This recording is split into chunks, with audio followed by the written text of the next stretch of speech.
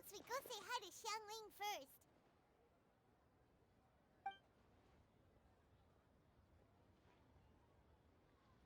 Huh? Xiangli? What a pleasant surprise meeting you here! Oh? Why, the pleasure is all mine. As is the surprise, surely. It must be fate that brings us together in this place. How have you fared as of late? I sense you are older and wiser than the last time we met. It seems your travels continue to yield valuable insights. You are too kind. So, Xiangli, are you here to listen to stories over tea again? I had originally planned to set out after this last round of tea.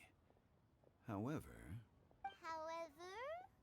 I had planned to take a walk to Qingce village and gather some nascent bamboo shoots, which are currently in season.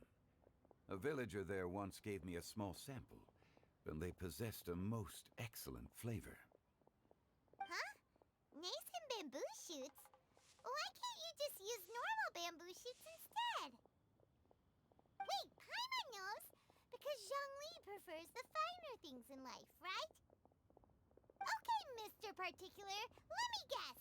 Ahem.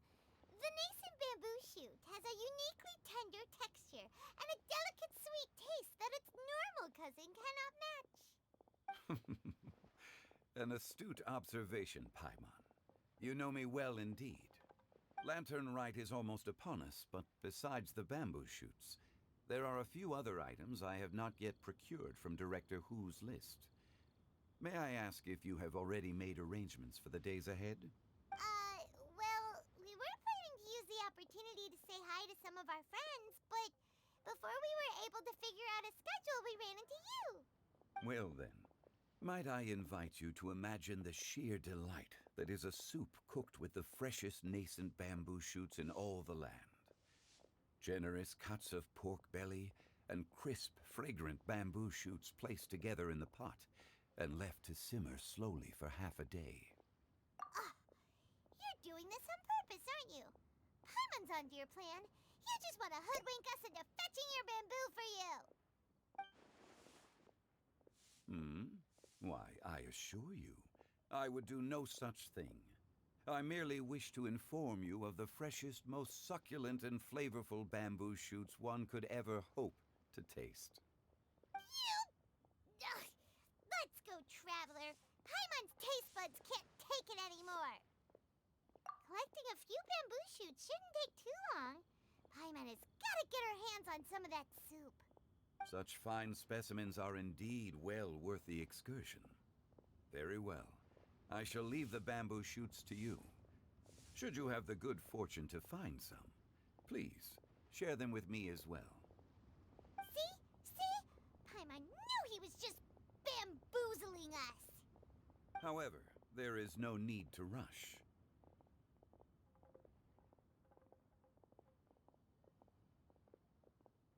The streets of Liu will be bustling with visitors and filled with all manner of celebrations during the festive period. By all means, go wherever your interests lead you. The nascent bamboo shoots would be but a wonderful final touch to a most exceptional feast. What an honor it would be to savor them in the company of friends. We're heading out. Enjoy your walk, Youngly. Take care now, you two.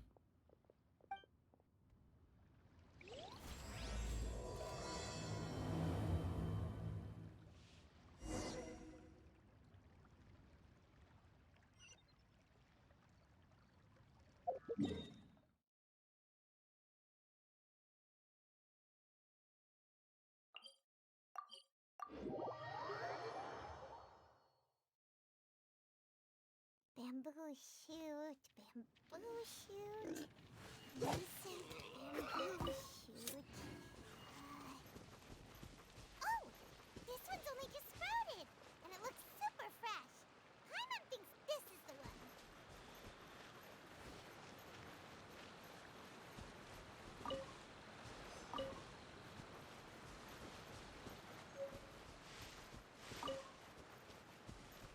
This should be enough. Let's head back. Help! Help! That's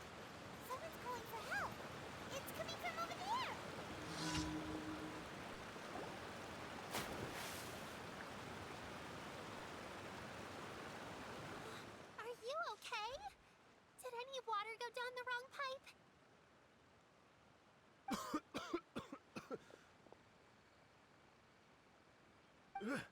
I think I'm okay now. Thank you so much. That was scary. Well, at least you're all right. All thanks to your savior here. Oh, a little girl? Greetings, everyone. My name is Yao Yao. It's a pleasure to make your acquaintance. Whoa, she's so well-mannered.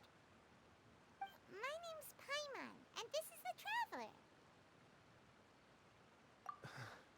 I'm Dvorak, a musician from Fontaine. I came through Stone Gate, intending to head towards Liyue Harbor, but then I became captivated by the beautiful scenery, and before long, I was completely lost. Just now, I was so mesmerized by the waterfall that I slipped and fell into the water. If it weren't for Miss Yao Yao's help, I shudder to think what might have happened. It's all right, Mr. Dvorak. The splashing around the bottom of the waterfall means the stone path is always wet and slippy. You definitely have to be careful. Next time you're exploring an unfamiliar environment, try to focus on what's right in front of you. Don't let your mind wander. As long as you watch your step, accidents like this won't happen anymore. Yes, ma'am. I understand. I'll remember to be more careful next time. Oh, are you hungry, sir? Oh, I'll be fine. Please, sir, it's quite all right. I was born and raised here in Liyue. It's only natural for me to extend my hospitality to any guests who are passing through. I expect you still have quite a long journey ahead of you. It's very important to keep your energy levels up. I still have some lotus flower crisps left in my backpack. Why don't we split them between the four of us? Aw, what a thoughtful kid! She even has some for Paimon! You're welcome. Mmm, so tasty. If only there were more. Having a healthy appetite is a good thing. It means Paimon's still growing. If I'd known I was going to run into you, I would have made a second batch. Hope you're taking notes, Traveler. This is how you treat your Paimon. What do you think, sir?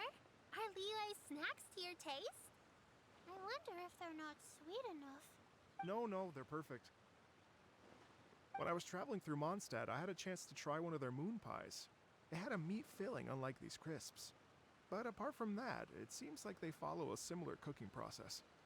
Both are delicious in their own way. As for Fontaine's cooking, though, it's been a long time since I've had a taste of home. Sounds like you spend a lot of time on the road, huh? I do. It's part of my job. I'm one of the main organizers of the Iridescence Tour. Iridescence Tour? The Iridescence Tour is one of the biggest music festivals in Fontaine.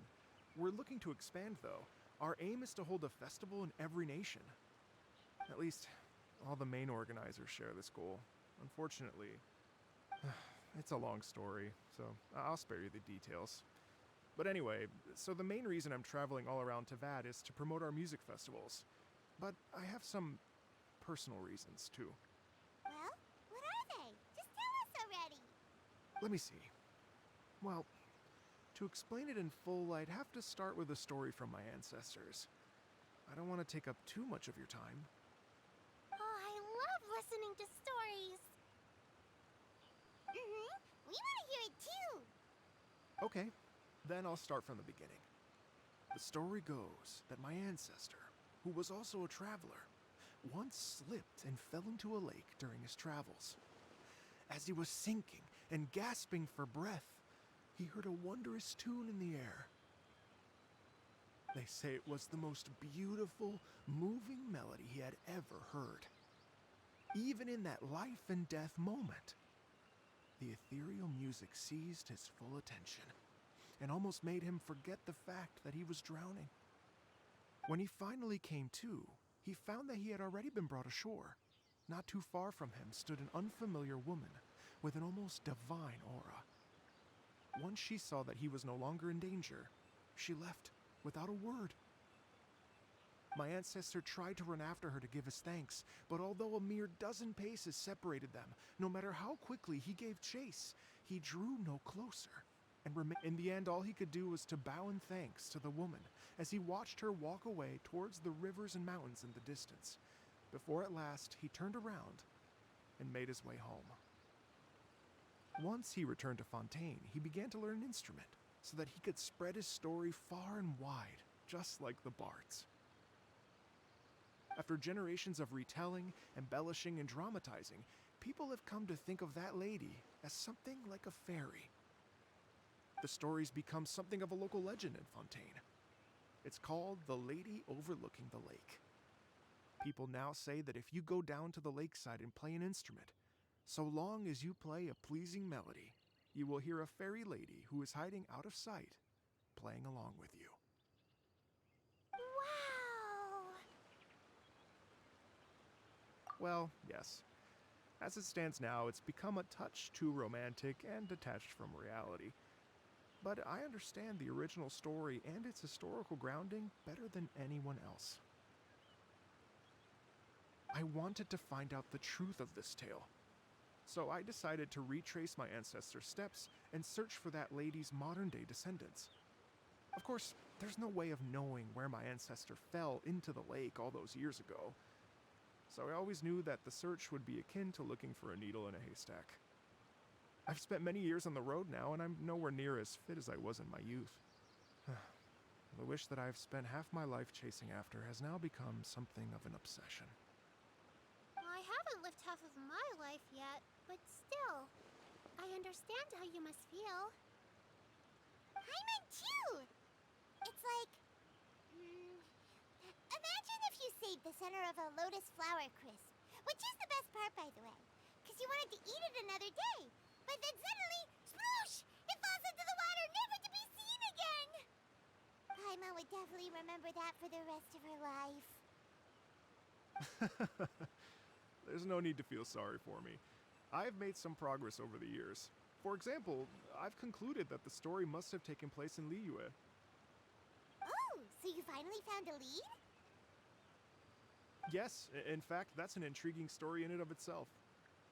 I'd always known that Mondstadt is the city of song and freedom, but more recently, I heard that the Animal Archon returned to Mondstadt for a festival in the fall, and learned that he himself is a patron deity of music.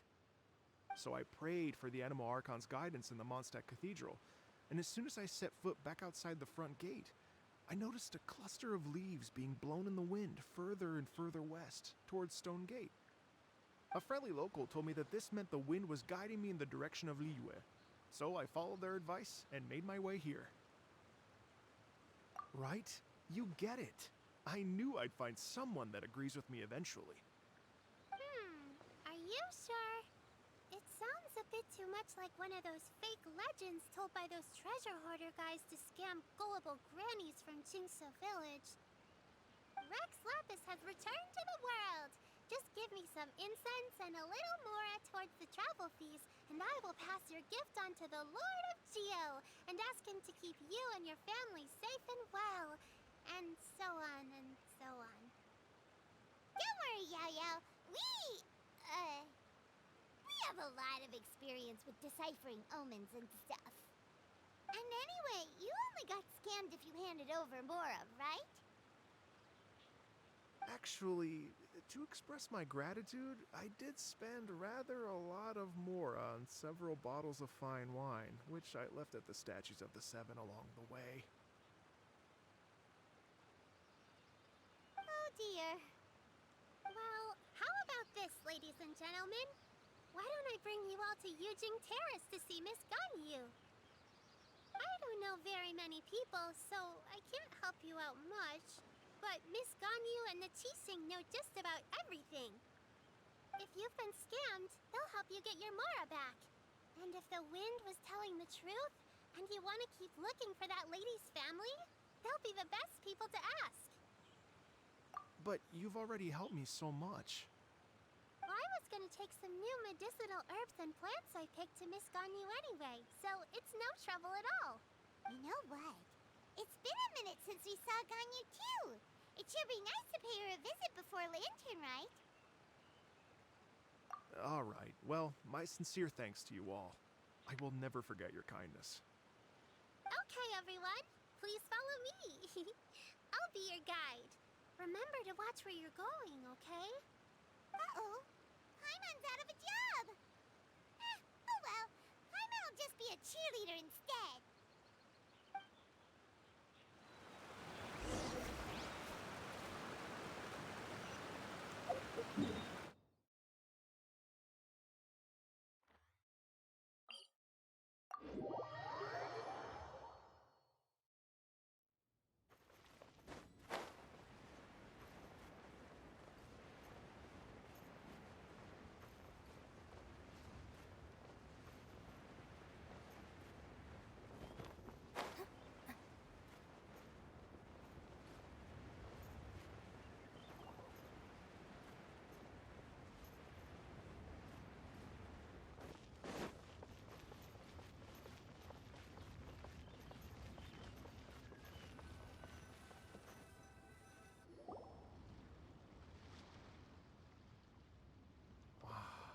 Liyue Harbor looks very different from when I came last. It's almost as if I'm listening to the same melody, but with a richer timbre and new variations added. Well, we are here during Lantern Rite after all. It only comes once a year, so they always have a big celebration. It's fair to say that this time of year is when Liyue Harbor looks the prettiest. Great. Let's go and check it out. I can't wait to get into the city and see it all up close for myself. The streets are breathtaking. Smiles and laughter everywhere I look. It's contagious. I can almost feel the music in the air. I have the urge to start waving my conductor's baton. I'm glad that you're enjoying the city.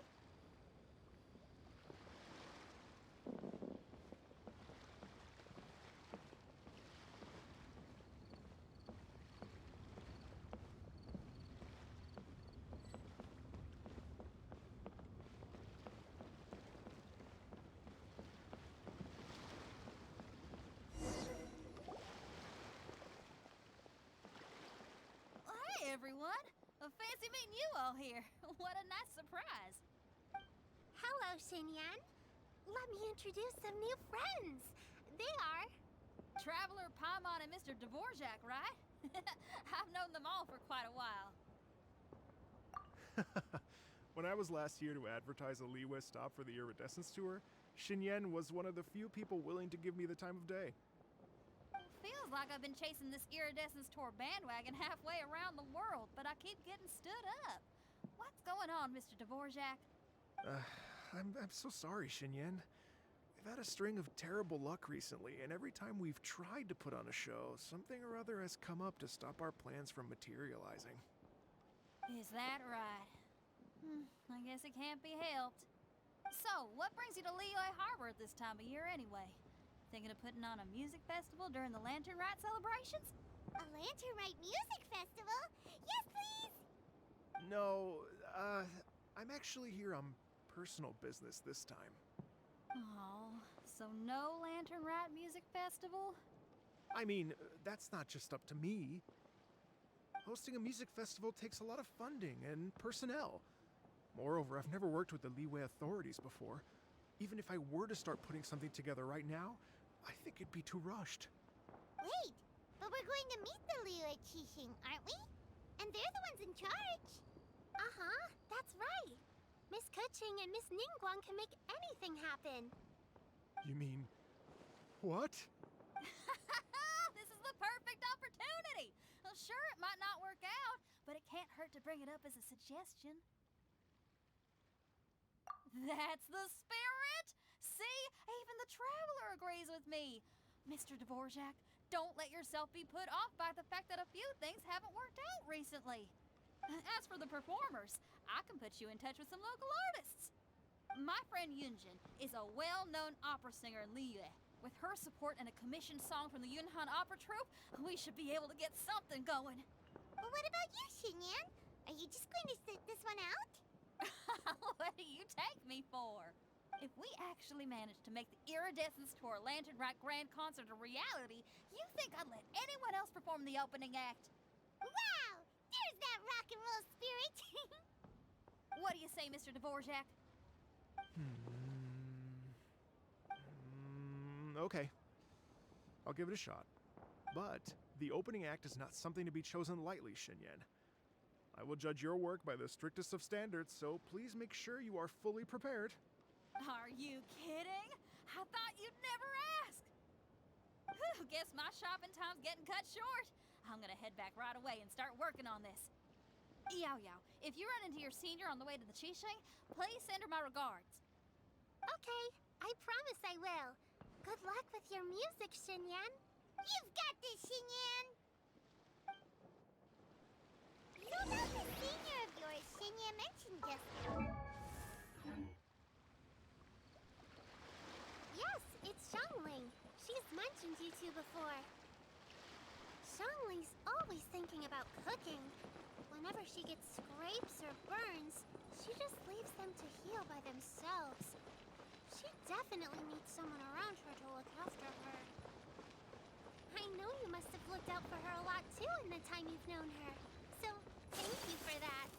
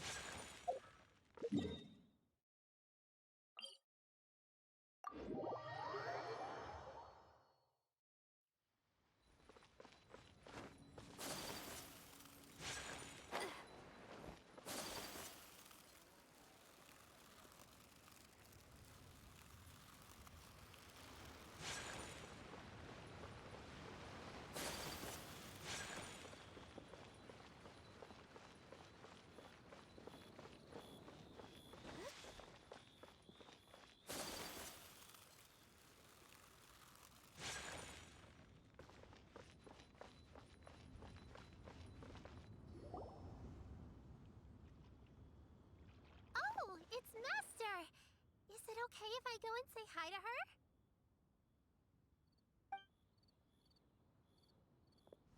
Oh, calm down now, dear. I'm not about to run off anywhere. I'm not a bundle of energy like you. I haven't seen you in days, Master! I've missed you. Oh, bless you, Yao Yao. You do say the sweetest things. Ah, look who it is. Visiting friends during the lantern rite, are we? You're half right, Madam Ping. We were also trying to help out Mr. Dvorak over here. We were on our way to take him to see the Qixing. Hello, ma'am. I am a musician from Fontaine and an organizer of the Iridescence Tour. I don't suppose you've heard of it.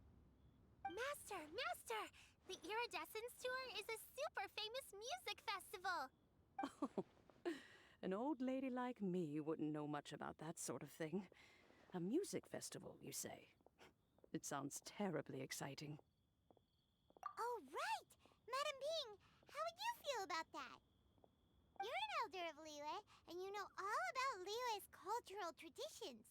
Hearing your thoughts would definitely help us figure out how best to approach it. For example, do you think it might be a bit too modern, or is there any other issue? Why, not at all. Music pays homage to history and culture, and it can also be a bridge between different civilizations. Times change, and the music enjoyed by the youngsters of today is no doubt very different from the tunes I was accustomed to in my youth. Nevertheless, all fine things in life can be appreciated. And so, I look forward to it immensely. Hear, hear. I do believe that, my own dear grandmother aside, you are the wisest old lady I've ever met. Goodness gracious, you're all being suspiciously sweet today. Yao Yao, whatever have you been feeding them? Master, you're in such a great mood today. You're even cracking jokes with the rest of us. Oh, well, I'm sure you must have plenty to be getting on with, yes? Run along now. Don't let me hold you up. Thanks, Madam Ping. We'll see you again soon.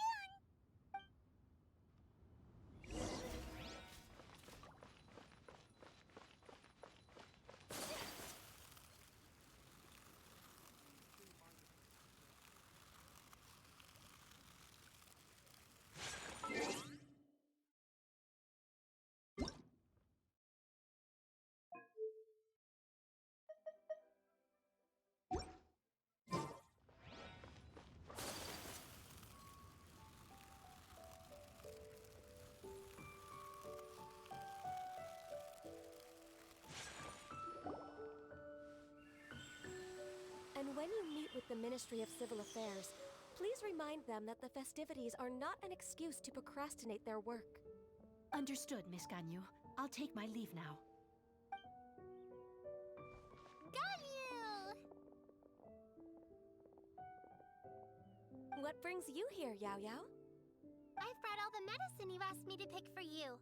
Oh, and here's a pack of sweet flower seeds as well.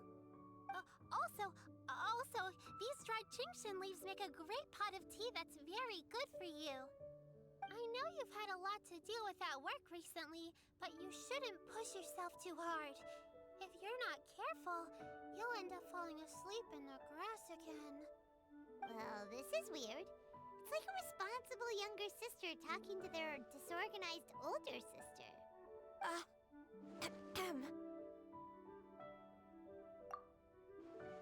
Thank you, but Paimon's criticism is quite valid. I do have a tendency to neglect matters outside of work, and that's something I should improve on. Oh, my apologies. I don't believe we've been introduced. Ah, Paimon will do the honors.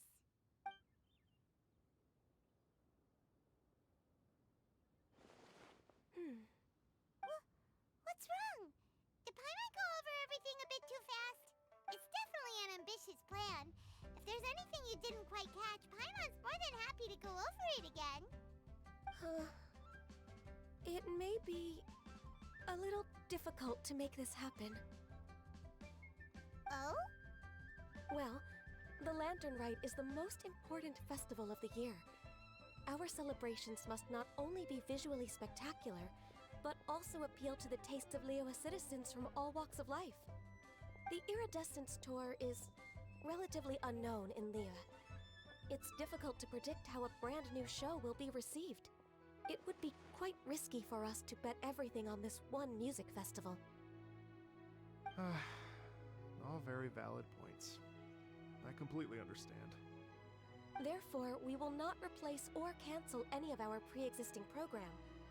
However, I will submit a proposal requesting to put the Iridescence Tour special performance as the final act of this year's festivities. Some live music will certainly add to the festive atmosphere on the night of the Lantern Rite.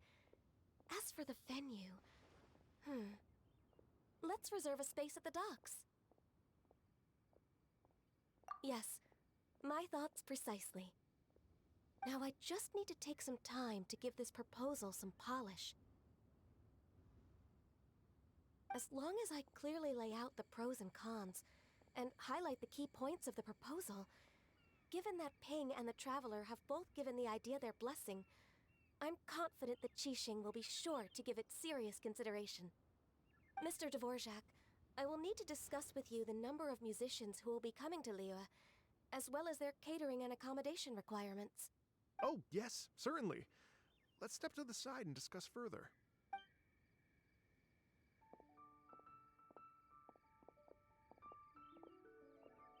As soon as there's work to do, Ganyu's as diligent as ever. I couldn't agree more. Master once said that everyone has things that they are good at and things that they are less good at. So, with that in mind, Ganyu shouldn't feel compelled to become perfect at absolutely everything. I'm good at taking care of people, so that can be left to me. Wow. Hey, Yao-Yao, can you take care of Paimon too? Paimon's getting hungry again. I'm afraid my backpack's empty now, but if you let me know what you like, I can bring you some of your favorite dishes next time we meet. Apart from lotus flower crisps, what else do you like? Anything sweet, and anything that's made from slimes.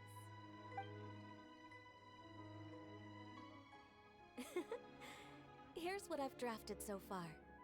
Anything else you want to add? No, this is excellent.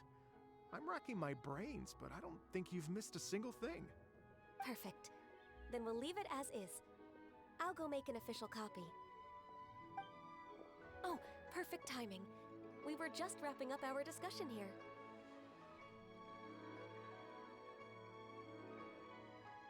Not at all.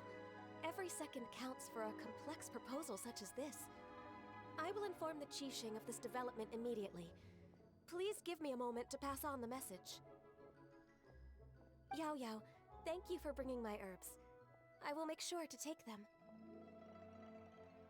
Remember to make tea from them first, Ganyu. You mustn't just chew them raw. I will. Okay, I should be getting back. If Yao Yao stays out for too long, Mom and Dad will be worried sick. Everyone, I'm sure that the music festival will go off without a hitch, so don't worry. And in case I don't see you before, I wish you all a very happy Lantern Rite. Thank you, Yao Yao. Happy Lantern Rite to you, too. We should go get dinner together sometime!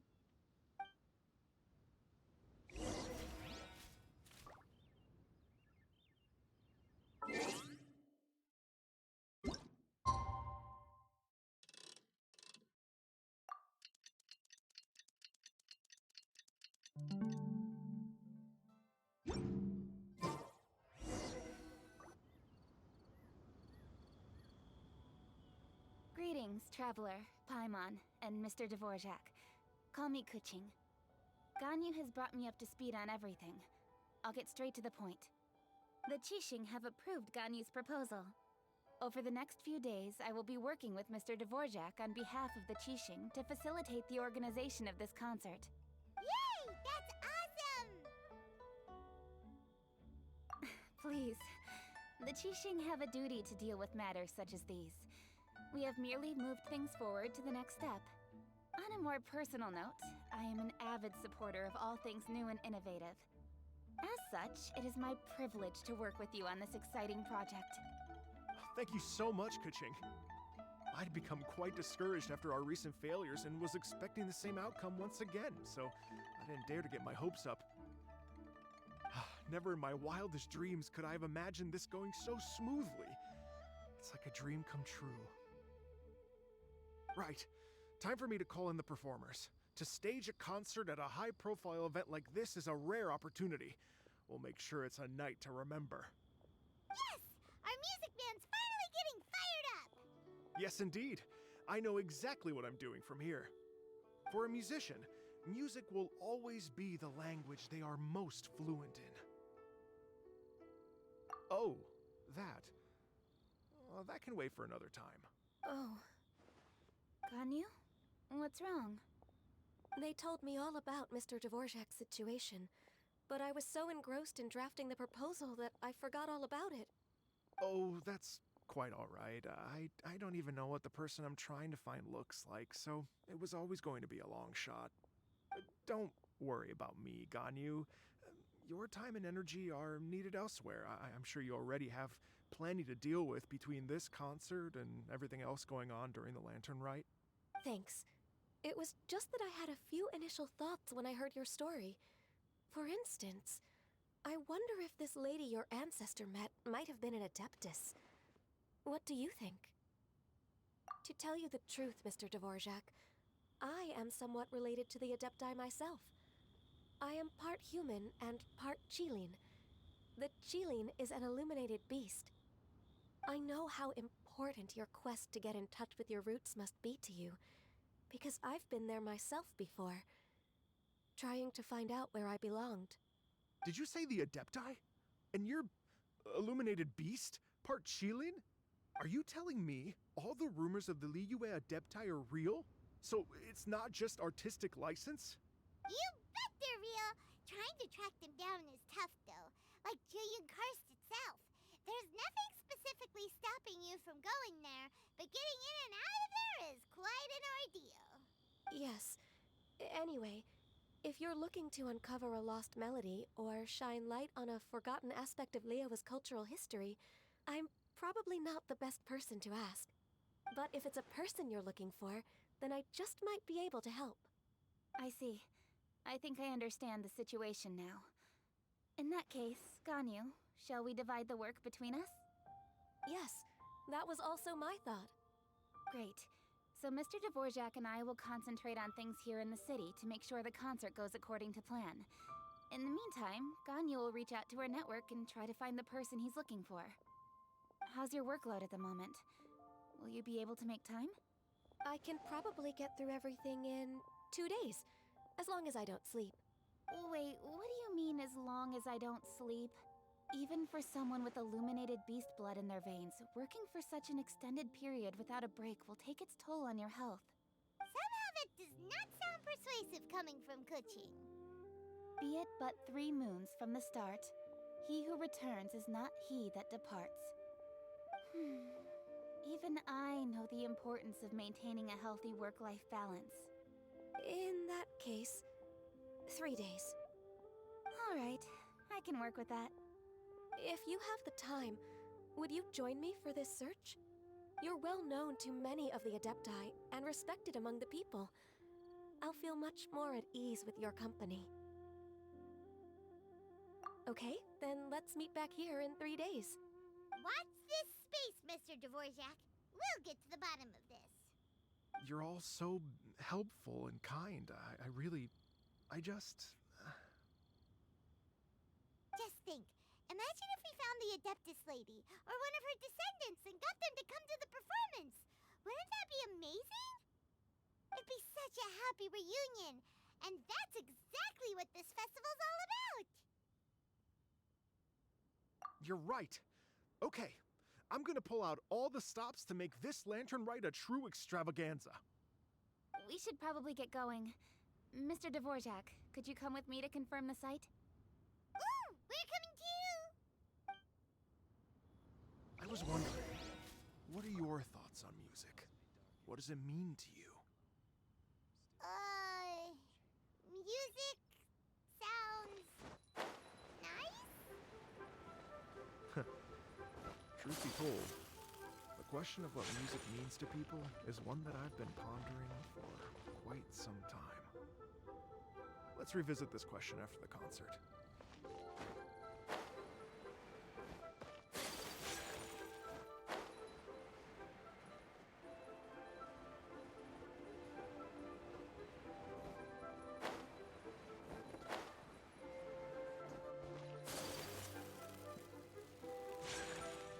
Why do they have to give me that transfer?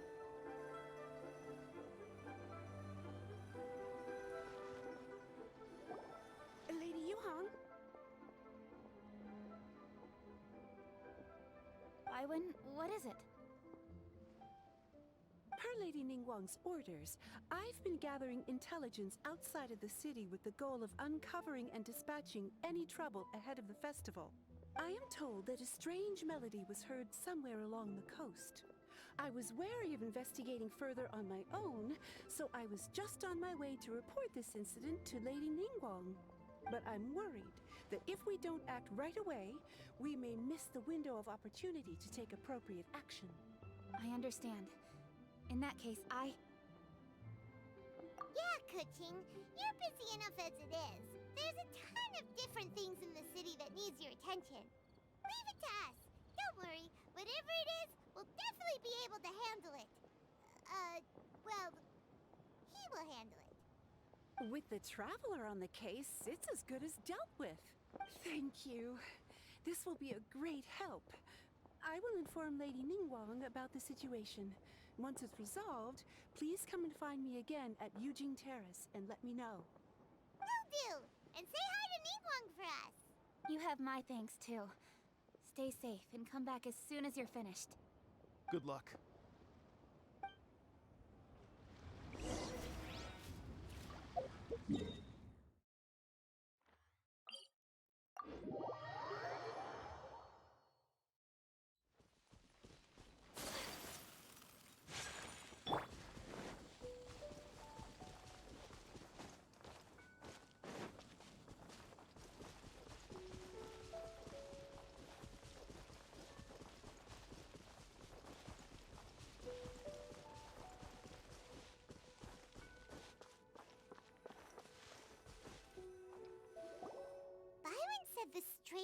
was coming from around here, right?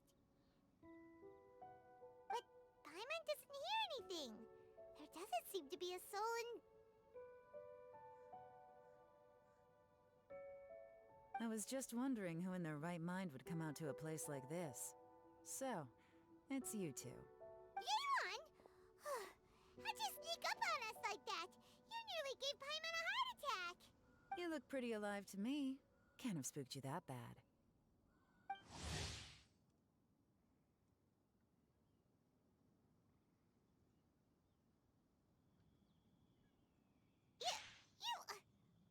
Fair enough.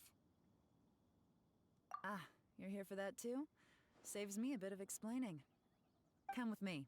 I've already reconned the perimeter, so we should be safe.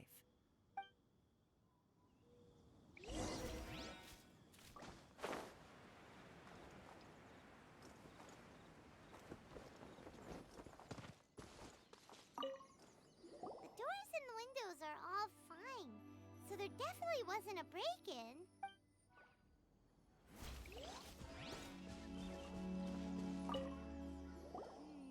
The stuff by the door is in pretty good condition, though. It can't have been too long ago that someone was last living here.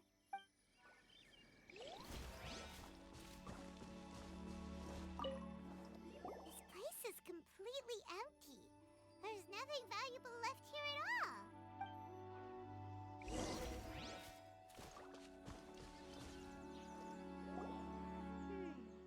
How strange. It looks like it's been looted, except for the fact that there's no sign of a struggle. The bad guys could have sneaked in while the owner was gone, but then how do you explain why the door and windows are intact? Seems you've done a pretty thorough inspection. So, any theories on what might have happened here? Yeon, you didn't hide some of the evidence from us on purpose, did you? Why would I make this more difficult for you? We're on the same side here. Okay, well... Paimon gives up then. Paimon's got nothing. What about you? Give up as well? Your instincts are pretty good. Or perhaps it's not instinct. The strange melody is one of the few pieces of information you have available, after all. Let me share a folk story with you. A long time ago, there used to be a group of bandits in the Liyue countryside who would sound a horn every time they were about to raid a village. But it wasn't a rallying cry to rouse their fellow men. It was a disconcerting tune, meant to intimidate the weak and warn them of their impending doom. To escape with their lives, the villagers would abandon their homes and flee overnight, taking only their most valuable belongings with them. Everything else was left behind. The bandits were eventually brought to justice, but the fear and trauma remained in the villagers' hearts. Whenever they heard that melody, they would feel like their lives were in danger once again, and flee immediately. The culprit of this crime exploited that very fear to get access to this house without having to force their way in. That's quite the story. The victims obviously will have gotten quite a fright, but at least they won't be in any great danger. The important thing now is to find this copycat criminal. On any other day, that'd probably be a good idea. Unfortunately, it's not gonna work today. Take a look around and you'll see what I mean. This criminal is clearly well-versed both in using music to commit crimes and in making a clean getaway. Not only did they stay off the muddy road to avoid leaving footprints, it looks like they were also careful not to bring any gadgets with so much as a trace of elemental energy.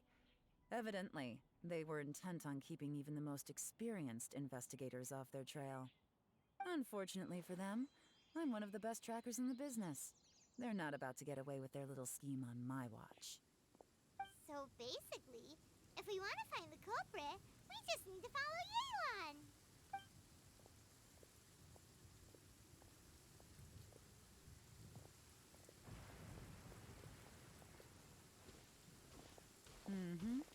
As long as you can keep up. Since the culprit's trying to be cautious and low risk, I'll bet they left through an area with some vegetation for cover, but not so much that it would slow them down.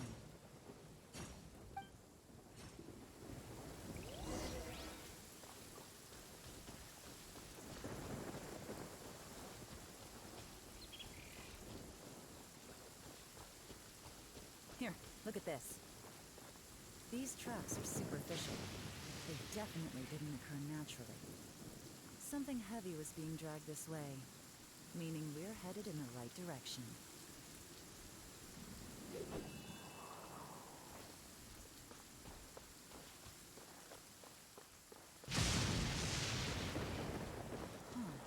Their pace has increased. Normally, people carrying a heavy load slow down as their journey goes on and they start to tire. Whatever's motivating them to speed up must be psychological. For instance, reaching the home stretch.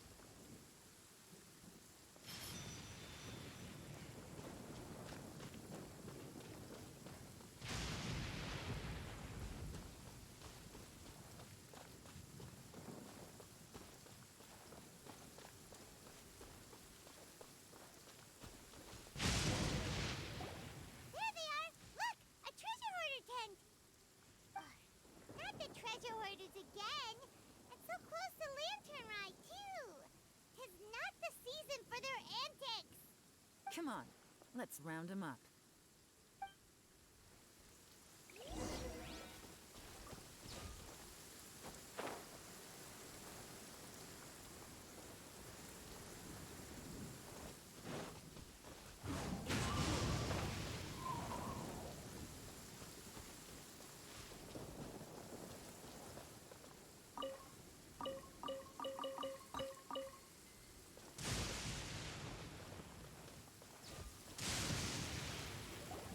Hey!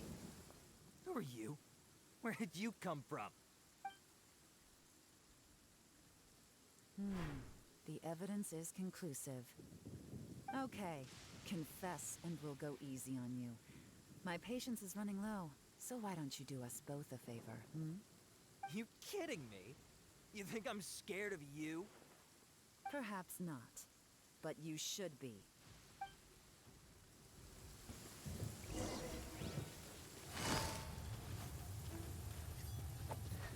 Quiet. Curses. Looks like you're not all talk after all. There's no going back now. Better up my game. Mercy! Have mercy! Oh, it's a little late for that. I've come this far, I might as well finish the job. I surrender! I surrender, please! I'll do whatever you say. Please have mercy. Tell us everything. You have one chance, and I'm warning you. Don't make me ask twice. I won't, I swear. You know, so Lantern Right's nearly here, and like a lot of people, I wanted to buy a few nice things. I know I'm with the treasure hoarders and everything, but I don't really have any kind of experience with robbing people and whatnot. So Wow, you're really going to complain to us about that? No, not at all. I'm just telling it how it is. Okay, continue. I racked my brains trying to think of what I could do. And eventually, I remembered something from back when I was a kid. The bandits would blow their horn, and my grandma would grab us kids and run. I remember the tune, so I figured I'd try it for myself. I mean, just to see what would happen.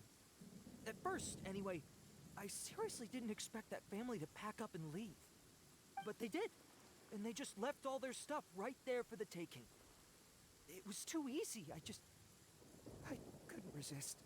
It was completely wrong of me, I know that now. I'll return everything that I took. It's all still in perfect condition, and will be like it was never gone. Give you a chance, huh? Sounds to me like you'd rather strike some kind of a deal than spend Lantern right behind bars. Yes? Yes? You know how to bargain, I'll give you that. It's just a pity that you didn't confess at the first opportunity. You'll have to take a walk with me. Once we've returned the goods, we'll find the owner of the house, and you can apologize to them in person. After that, I'll escort you to the Ministry of Civil Affairs. Yes, ma'am! You know, as a former victim of this kind of crime yourself, I doubt anyone understands the fear you inflicted quite as well as you do. Does your greed matter more to you than your fear? More to the point, if you can play a tune from memory, don't you think you should be capable of making an honest living? You mean... That's enough hints for you. You'll have plenty of time to reflect on all of this yourself. There's not much left to wrap up, so I'll take it from here. Guess this is where I'll say goodbye.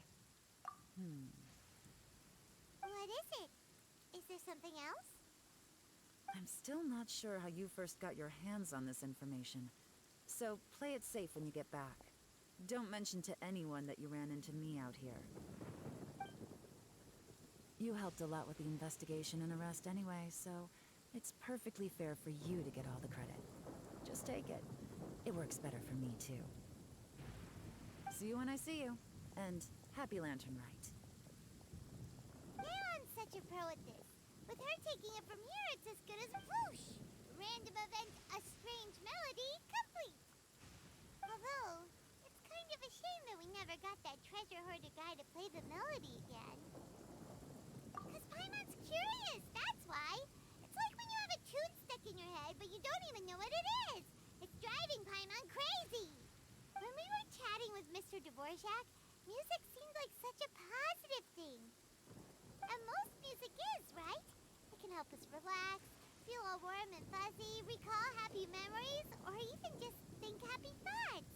Paimon never imagined that music could be used to commit crimes. Oh, really? Huh. Makes sense. Paimon's musical understanding improves again! Well, anyway, now that everything's resolved, let's get back to Liyue Harbor. Byron's still waiting for us with our random event rewards.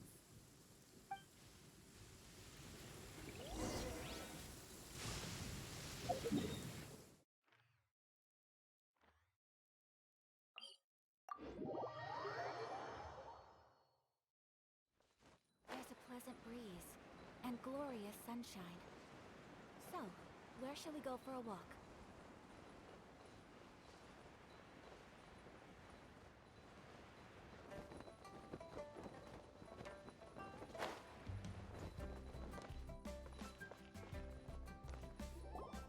Byron, we're back! Everything's all sorted. That's great news! Oh, please wait here a moment if you would be so kind. Lady Ningguang instructed me to advise her upon your return.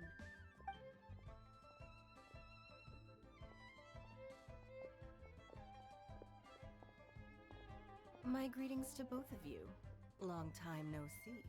No need to be so formal with us, Ningguang. We've known each other for a long time now. You must be super busy with all the preparations for Lantern Rite. Don't mind us. On the contrary, I think it is those that I have known longest to whom I should extend the greatest courtesies. Alas, on a different day, I would invite both of you inside for some tea and a brief respite from your travels. But you're quite right. Trivial matters aside, there's no escaping the fact that we have a grand concert to organize. Once the performance itself is over, we'll then need to invite the representatives of the Iridescence Tour for a discussion on future collaboration opportunities.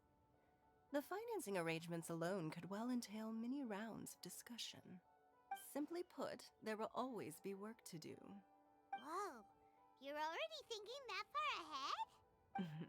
Well, we can discuss more current affairs if you'd prefer. I trust you saw this year's Mingxiao lantern at the docks when you arrived at the city? Yeah, it looked like a goose. Which Adeptus is it modeled on this time? Sea Gazer. I believe you're familiar with the name. Legend holds that he was free-spirited and easygoing. People described him as a cheerful soul and a loyal friend. On this marvelous lantern rite, we pray that the fallen heroes may be guided home. If the sound of music can flow like the rivers and streams into every corner of the land, perhaps the souls of those who have gone before us will hear the song of a new era. I wondered whether the melodies will be to their liking. Oh, they're gonna love them. Paimon's sure of it. At least, if the guy you mentioned is anything to go by, the Adepti and heroes of the past sound like a positive and free-spirited, cheerful bunch. They're sure to be open to new music. Well, let's hope so. I heard that you'll be going on a search with Ganyu to find the descendants of a fairy lady from a Fontaine legend. I'm sure this quest to uncover the truth behind an ancient story will turn into a most charming tale. Do share it with me, won't you? I couldn't bear to miss out.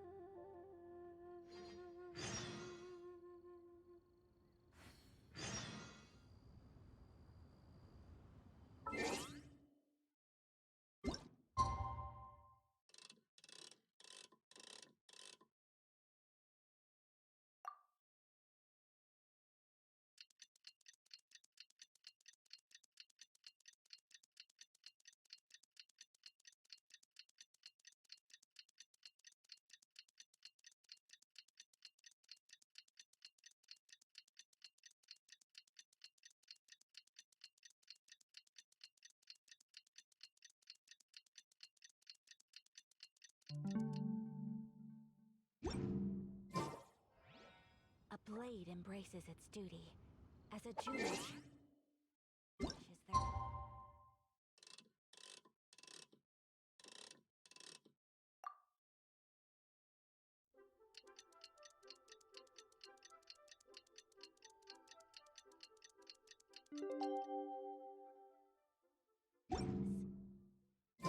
Looks like it's about time for us to meet up with Ganyu. Let's head to Eugene Terrace. A blade is like a tea leaf. Only those who sample it many times can appreciate its true qualities.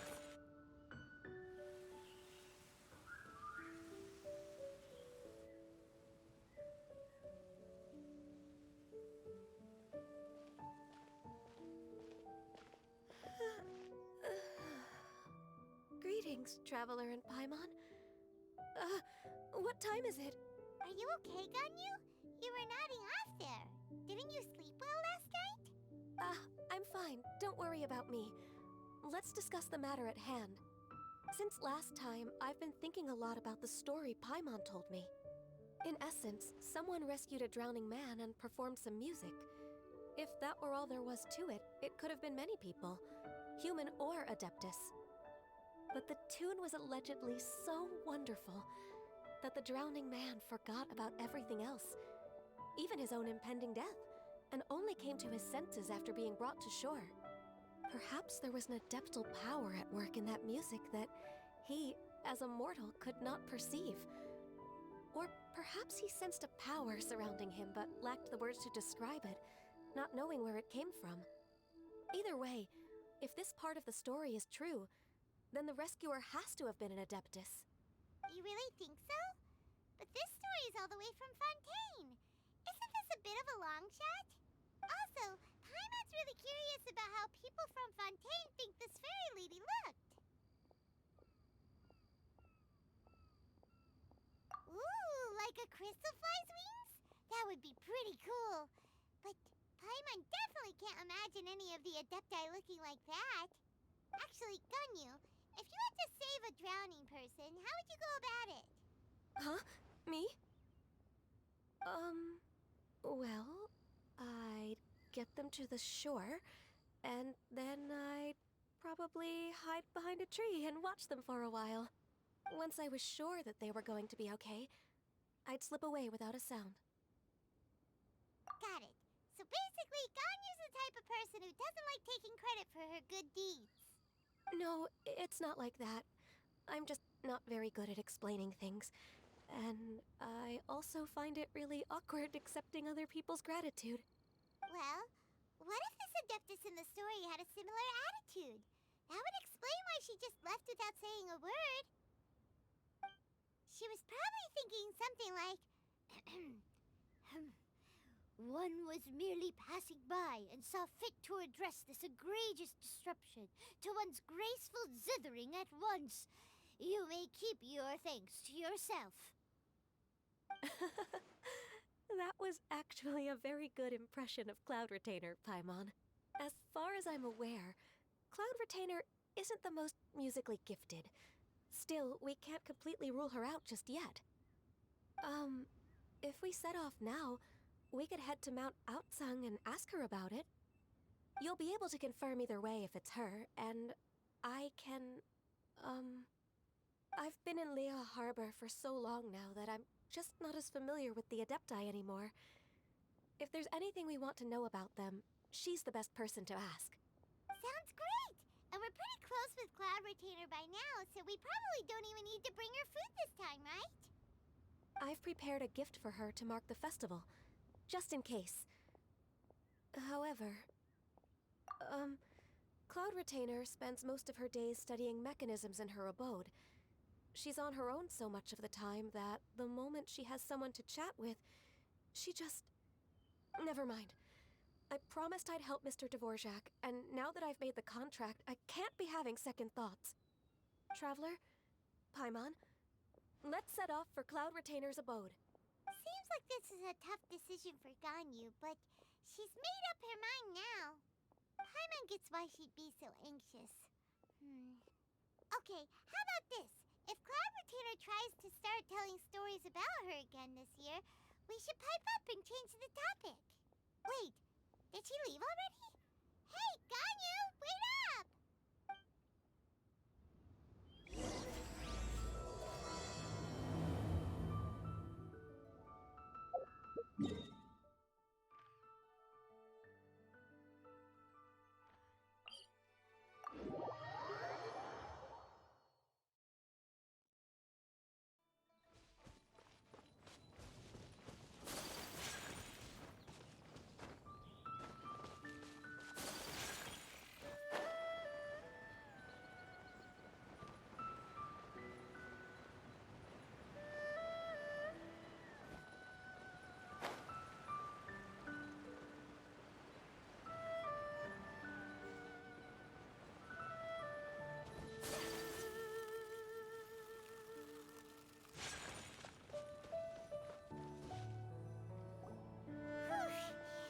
Paimon's so tired from trying to keep up. Don't either of you need to take any breaks? I can't believe it. Cloud Retainer is not here. Huh? Did we miss her? She doesn't like to travel, so in the past, it's always been the other Adepti who come to visit her during the festivals. Somehow Paimon doubts that anything could cause serious trouble for her. True. Now that I think about it, Cloud Retainer would be quite capable of taking care of anything on her own. Since she's not here, I guess the next step is to check all the other Adepti abodes, one by one. Uh-oh. Will it involve a lot more traveling? Got it! Paimon has a great idea! Please go on, Paimon. Our goal here is to find the Adeptus that helped Dvorak's ancestor, right? We can't hear any music right now, but if she's really as nice as the story suggests, she'd definitely come to help anyone who was drowning, right? Yes, I think that's fair to say. So, all we have to do is get the Traveler to pretend to fall into the water, and the Adeptus will come to the rescue! You know perfectly well that Paimon can't swim! Paimon would sink like a rock! Just trust Paimon! The water's pretty deep over there. Quick, swim to the very center!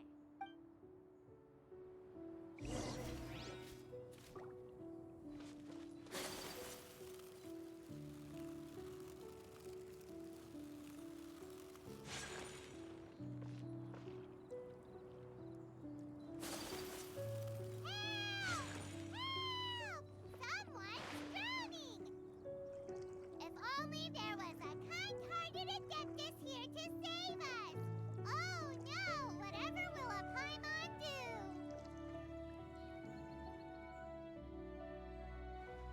What is going on?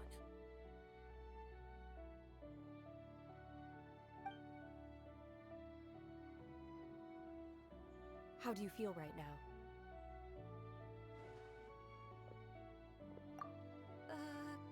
Shenhe! And the Conqueror of Demons! Why don't you say something? Please don't make Paimon explain it. Okay, fine. Paimon will explain. We're looking for an Adeptus who's good at being a lifeguard and playing music. But if the Adepti aren't gonna stay home, then how are we supposed to find them? It wasn't me. Yeah, so this Adeptus is most likely a woman. And I am not an Adeptus, as you both already know, Traveler and Paimon. Okay, so this is Paimon's fault. No way Paimon would have suggested this idea if she'd known how awkward this was gonna be. Glad you're okay. As far as I know, the one you seek is no Yaksha. And one last thing. Your actions here caused others a great deal of worry. Do not repeat them again in the future. As ever, the Conqueror of Demons comes and goes, just like the wind. Right. I didn't dare to say a word just now. How's your training going, Shenhe? Have you made any plans for Lantern Rite? We could spend it together in Liyue Harbor if you'd like. Oh, I had planned to spend the festival with Master this year. However... Oh, speaking of Cloud Retainer, when did you see her last? Earlier this morning. She set off for Mount Hulao at dawn. I noticed she was using an Adeptus art of some kind to protect a mechanism that looked like a boiler. Maybe it was a gift for Mountain Shaper. I did not inquire. So we just missed her. Please excuse me for a moment. I think I'll leave the gift in her abode. Sure. Thank you. It sounds like Ganyu and Shenhe have gotten a lot closer recently. Yes. During the summer and winter, I continued to train with Master. In the other months of the year, I have been learning to adapt to human life in Liyue Harbor. Ganyu arranged accommodations for me in the city, and also recommended several work positions for me. But when I try to blend in by referring to her as Miss Ganyu or Lady Ganyu, like the others, she says I mustn't address her like that. Sometimes I'm supposed to copy other people, sometimes I'm not. It's a little difficult to keep track of everything. Oh, is that what it is? Noted. So, you came looking for Master today because you wanted to ask her about the Mystery Adeptus. Is that right? Yep. Oh, speaking of that, have you ever heard any music while out training in the mountains? Music? What is that? It's... a kind of a happy or relaxing sound. Or, a nerve-wracking sound. Or even a terrifying one. Okay, I'm done. I also left her a note so that she knows where to find us. We won't miss her again. Yay! That's really helpful, thanks! We were just talking about this thing called music, and based on Paimon's description, I do believe I hear it every day. Please... Oh, really? Great, let's go!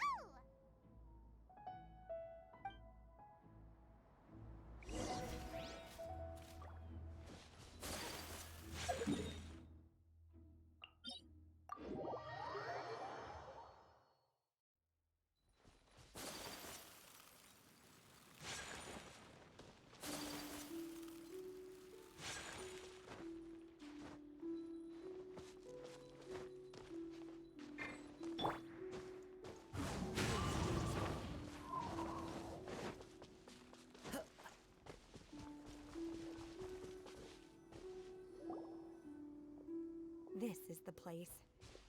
I enjoy training here to the sound of music. Oh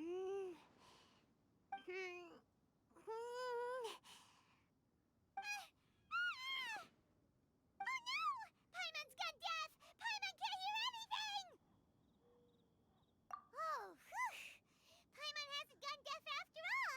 Paimon heard you when you just spoke. Anyway, where is this music? The faint sound of birdsong, the quiet murmur of the streams.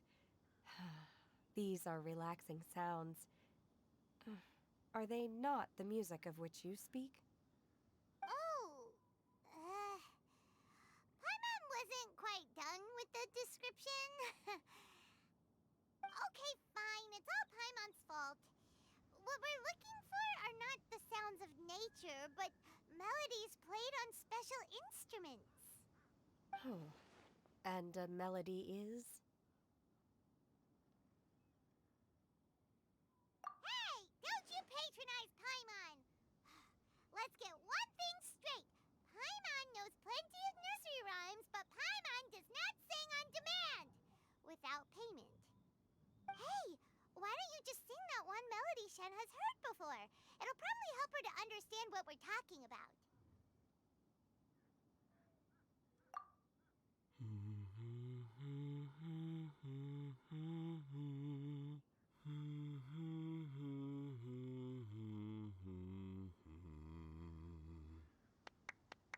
Oh, was that from the opera that Yunjin sang? That was a melody, and melodies can be called music. It felt like I was transported back to the past. In my mind's eye, I could see the Zhao lanterns lighting up the night sky again. We're all there, raising our glasses and drinking to our heart's content on the Jade Chamber. As I watched Yunjin's performance, I felt a warm sensation in my heart. And as the drink reached my stomach, it went from warm to hot. When you hummed that melody just now, feelings from a whole year ago came right back to me, as strong as they were on that day. So that's the power of music. Wow, Shenhe. That was so deep! Music definitely has the power to bring up memories. It's like a time capsule with all the special moments from our lives squished inside. What about you, Ganyu? Are there any melodies that have left a deep impression on you? I don't remember if my parents ever sang any lullabies to me. I know some local folk songs, and a few other things come to mind too. The songs of the sailors down at the docks, the little ditties that the vendors call out in front of their beloved shops, the tunes of folk artists performing on the streets. Yes, that's right. In the past, whenever I heard the sound of those tunes, I always felt that they were worlds apart from me. Nenny and Leah probably view me as a non-human. And they are right, in the sense that I never could connect with humans' artistic expression and their sentiments. So I haven't been able to integrate into their community and be a part of their lives. At least, that's the view I held in the past. Only more recently did I start to realize that the only barriers are ones that I have erected with my imagination. The way those melodies make me feel isn't all that different from other people after all. They're about mundane details of everyday existence. Life's ups and downs, joys and sorrows. Even though we come from different backgrounds and have different stories to tell, when it comes down to the most common things that we see and experience around us each day in the city, in that sense, we're all the same. You go, Ganyu! You're really making progress. You have loads of friends in Liyue Harbor when you think about it. Like,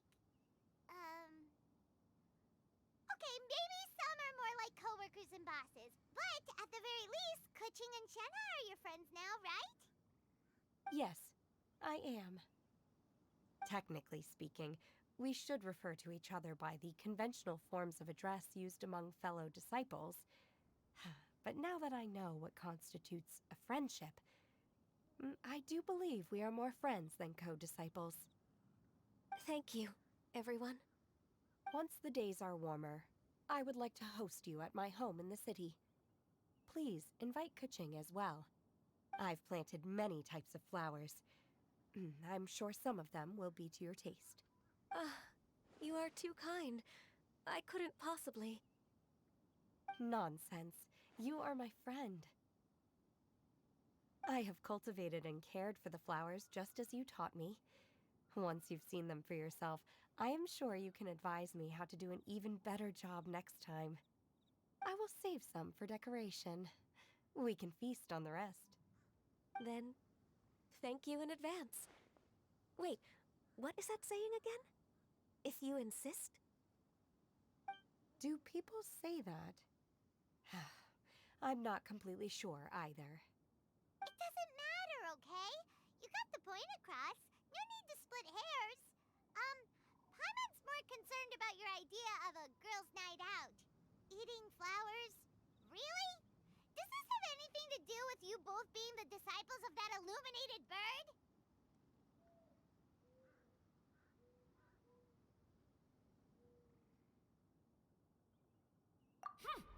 Who dares refer to one not by one's Adeptus title, but merely as that illuminated bird?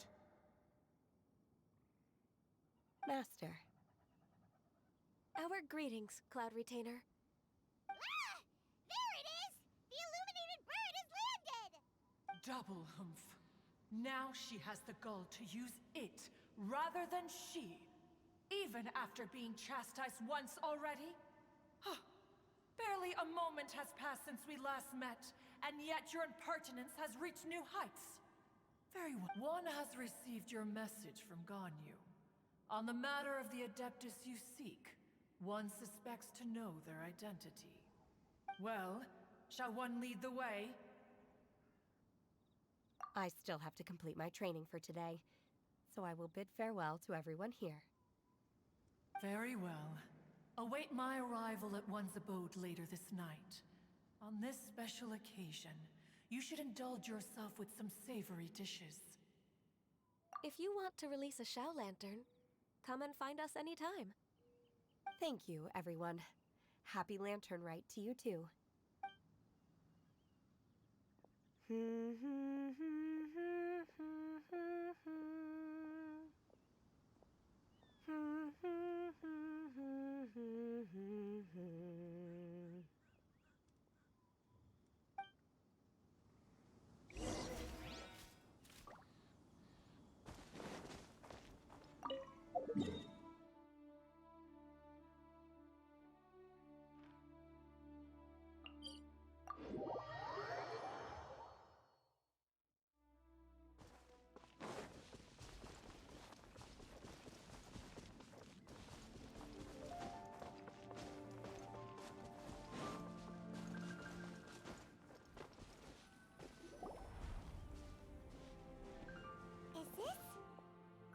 Plains? Cloud Retainer, why did you bring us here? Ganyu is of course familiar with the name Guizhong, but have you ever heard of her? Guizhong is another name of Agentis, the god of dust. She was extroverted in nature, and adored social gatherings and inventions alike. Long ago, this region was yet a prosperous assembly. Guizhong often invited her friends to visit her home, reserving for us seats around the largest stone table. Seagazer would always bring out his latest treasure and place it upon the table. He could be quite the braggart. Though usually a mild-mannered fellow, when it came to those collectibles he was so fond of, he always loved to show them off. Paimon remembers that name. So that's what Seagazer was like. He was an old friend and a former rival. One has many memories of him. Once he had brought out the treasure, it would predictably become the center of attention. Neither Guizhong nor one was content to let him just steal the spotlight. So we would then also present our proudest mechanical creations. As Adepti, we were each gifted in our own ways, and naturally proud of our accomplishments in our respective fields of expertise. As a result, one often quarreled with Seagazer. His treasures were not even of his own making. He just used his exploration skills to dig them out of the ground. How, pray tell, could he compare to me, when every single one of one's accomplishments were crafted by one's own hand? Cloud Retainer, you are getting competitive again. One digresses. Regardless, every time an argument occurred, Guizhong would come over to watch us during our mutual lambastics. On some occasions, she would join in, and on others, she'd take one of us by the limb and start uttering the most ridiculous nonsense. What kind of nonsense? No kind of nonsense were we spared. Sometimes she would brazenly opine, "Ah, why argue between yourselves when neither of you could ever hope to beat me?" Other times, she would make unsolicited suggestions, such as, "Once you two are done arguing, let's go to the foot of the mountain and grill some meat." She always sought to make everyone happy, and one must say, she had quite the gift for it. No matter what nonsense she said, one never felt bothered or offended. It also helped that she never referred to one as that illuminated bird or ladybird. Come on, get over yourself! Anyway, just as our impassioned arguments would reach the apex of acrimony, Marchosius would bring his delectable dishes to the table.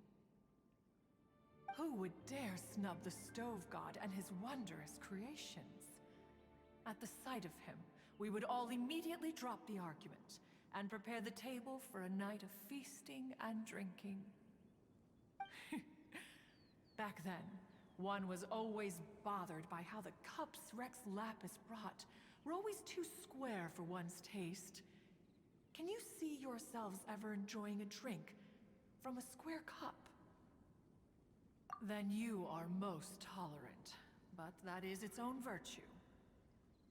Even one could never find fault with Marchosius's cooking.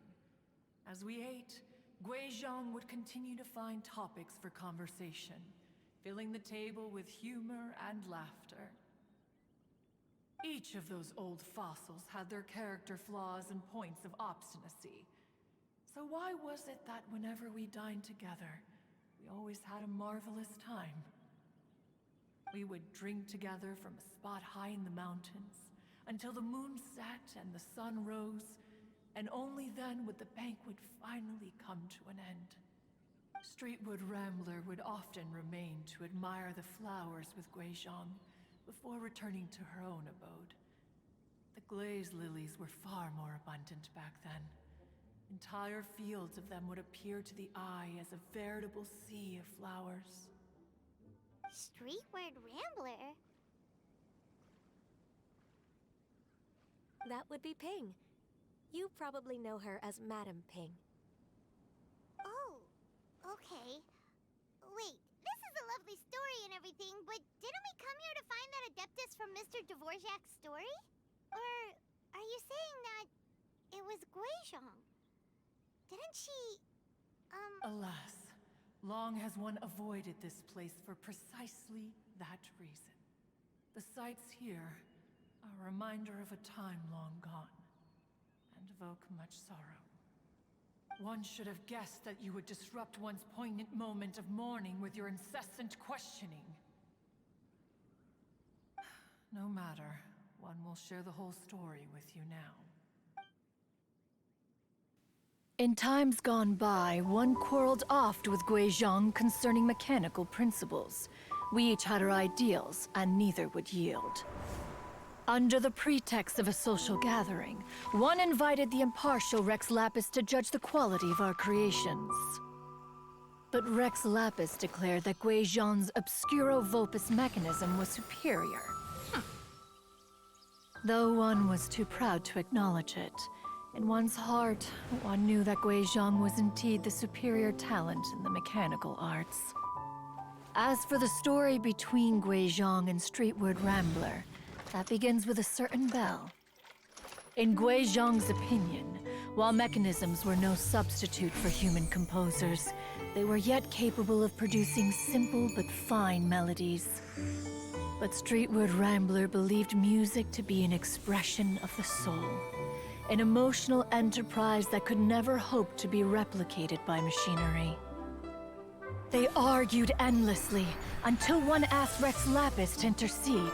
He confiscated the bell and designated it for ceremonial use.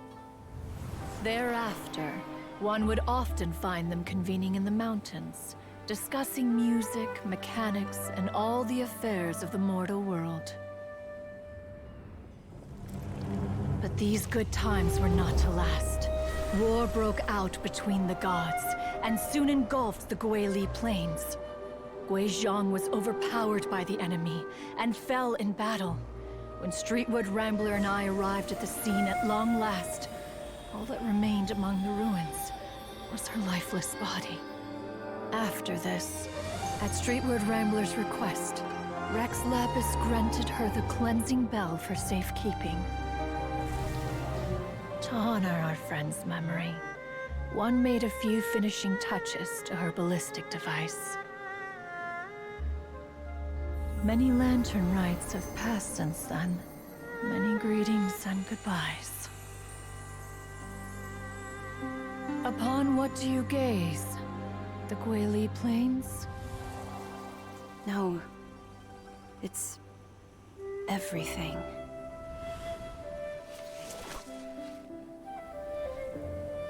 We think of human life as like a lantern that's lit one minute and extinguished the next. But are we Adepti so different? Perhaps as dust settles after a storm, we too must one day return to the world below. One has always been austere and private by nature, and has never relished socializing. One's dealings with Guizhong were born out of discussions on the discipline of mechanics. What? You have loads of friends, and you seem pretty chatty. Just because one is not ignorant of social graces does not mean one is fond of them. One is perfectly capable of partaking in conversation despite being introverted. But in the end, one is nothing like Streetward Rambler. She is dauntless but thoughtful, not to mention eloquent and wise. Moreover, her friendship with Guizhong was far greater than one's own. Back when they were rivals, they would often compete against one another in the realm of musical composition. That cleansing bell was one of Guizhong's proudest works, having the ability to both compose and perform. Wait, that's weird. Didn't Madame Ping say she pestered an old friend for that bell? And she also said something about being a vain beauty when she was young or something.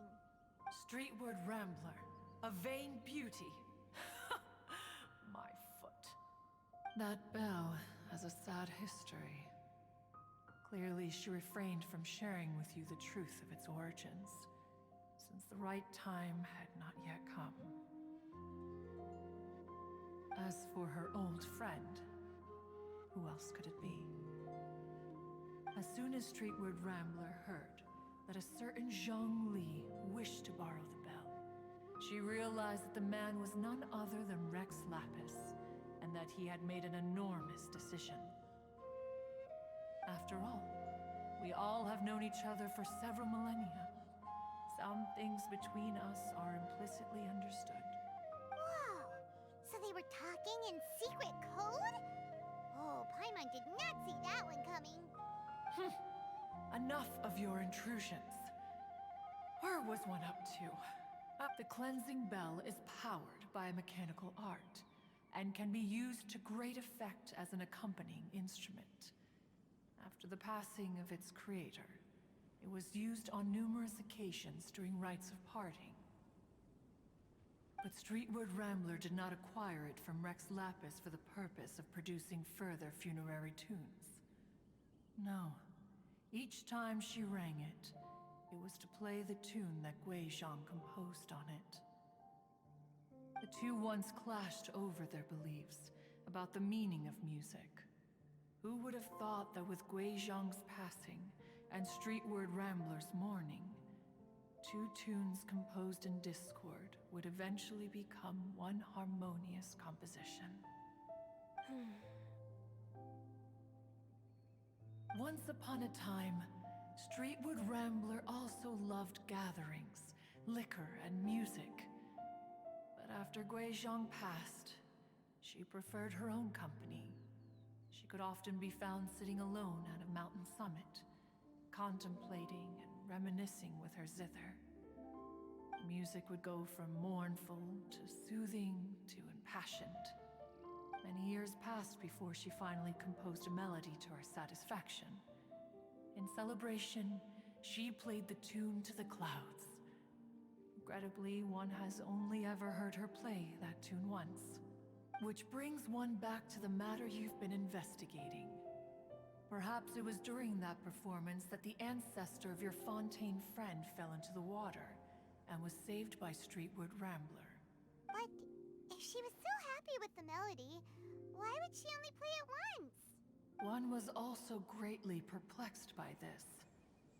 After suppressing one's curiosity for a long while, one finally approached her and asked why she would retire the tune after having spent so long on it. In response, she said, though the strings that played that melody survive, the one who inspired it is gone. Tell me, Cloud Retainer, when the one attuned to my soul is no longer here, who else could hope to understand this tune? Aw, poor Madame Ping. I just remember being taken care of by you when I was young. Once the Archon War came to an end, I stayed behind in Liyue Harbor to honor my contract. Although I met Gui Zhang a few times, I never knew anything of this particular story. Gui Zhang was quite the visionary, but tragically passed before her time. Her manuscripts still lie unfinished in the realm of clouds. Blank pages give one cause for contemplation on what might have been. Had you not decided to search for that mystery Adeptus, perhaps these stories too would have been lost to the sands of time. As of now, you know the truth. That the Adeptus who rescued the drowning man was none other than Streetwood Rambler. Do you intend to discuss this with her? Do you mean Ping might find the topic too distressing? Precisely. The passing of our old friend is a heavy topic that both of us are usually careful to avoid.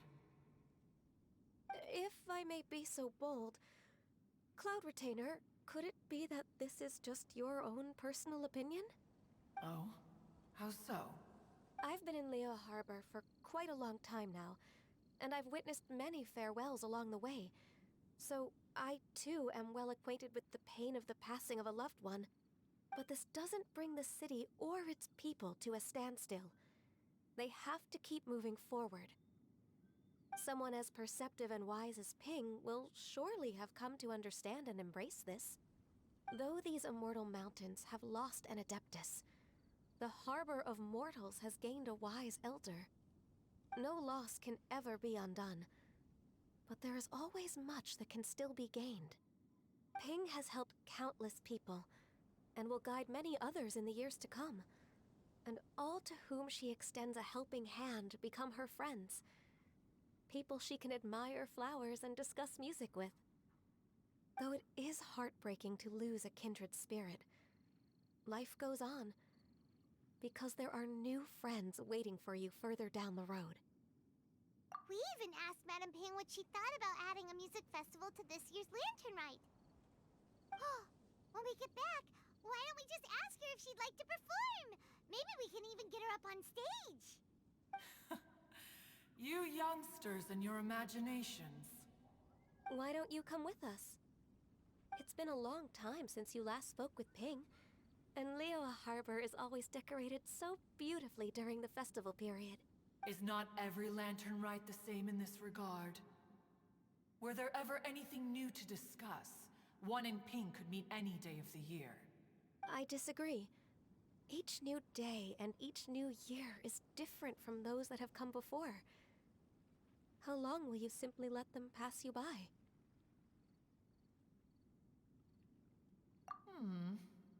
The edibles she brought this time were indeed quite delectable. Very well. Then one will be off. If the other old fossils have sneaked away into the city to amuse themselves, one shall soon find out. All right. We should be getting back to the harbor as well. We don't want to keep her waiting. Once the Guili assembly, now the Guili plains. Say, if we planted flowers there and cared for them carefully enough, do you think that one day we'd be able to recreate the sea of glaze lilies? Allow one to take back one's praise from a moment prior. You are still far too given to flights of fancy, child. What? Cloud Retainer? You were still listening? One observed that you were making no effort to leave, and returned to chasten and hasten you. This time, one is departing in earnest.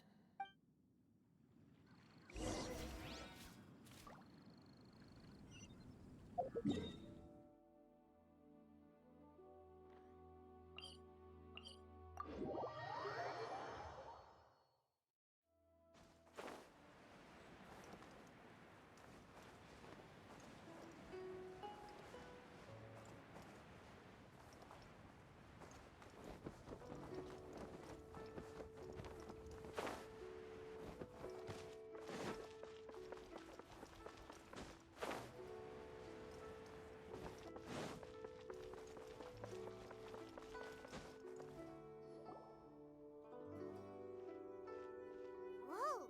Madam Ping? And Cloud Retainer? It appears you made haste after all. One arrived but moments before you. Oh, bless my soul. To what do I owe the honor? How nice of you all to come and visit me. Miss Illuminated Bird, haven't you said anything yet? Said what, precisely? And why should one be tasked with saying it? 'Cause you're the one who's known Madam Ping the longest. Street word. Or rather, presumably, you would prefer to be addressed as Ping? Oh, Cloud Retainer, you are uncommonly polite today. Given that Lantern Rite is almost upon us, the weather in the city is most pleasant, and a sweet floral fragrance lingers in the air. Ganyu, please continue from here. Huh? All right. So, this all started because we were trying to help Mr. Dvorak find the Adeptus who saved his ancestor's life.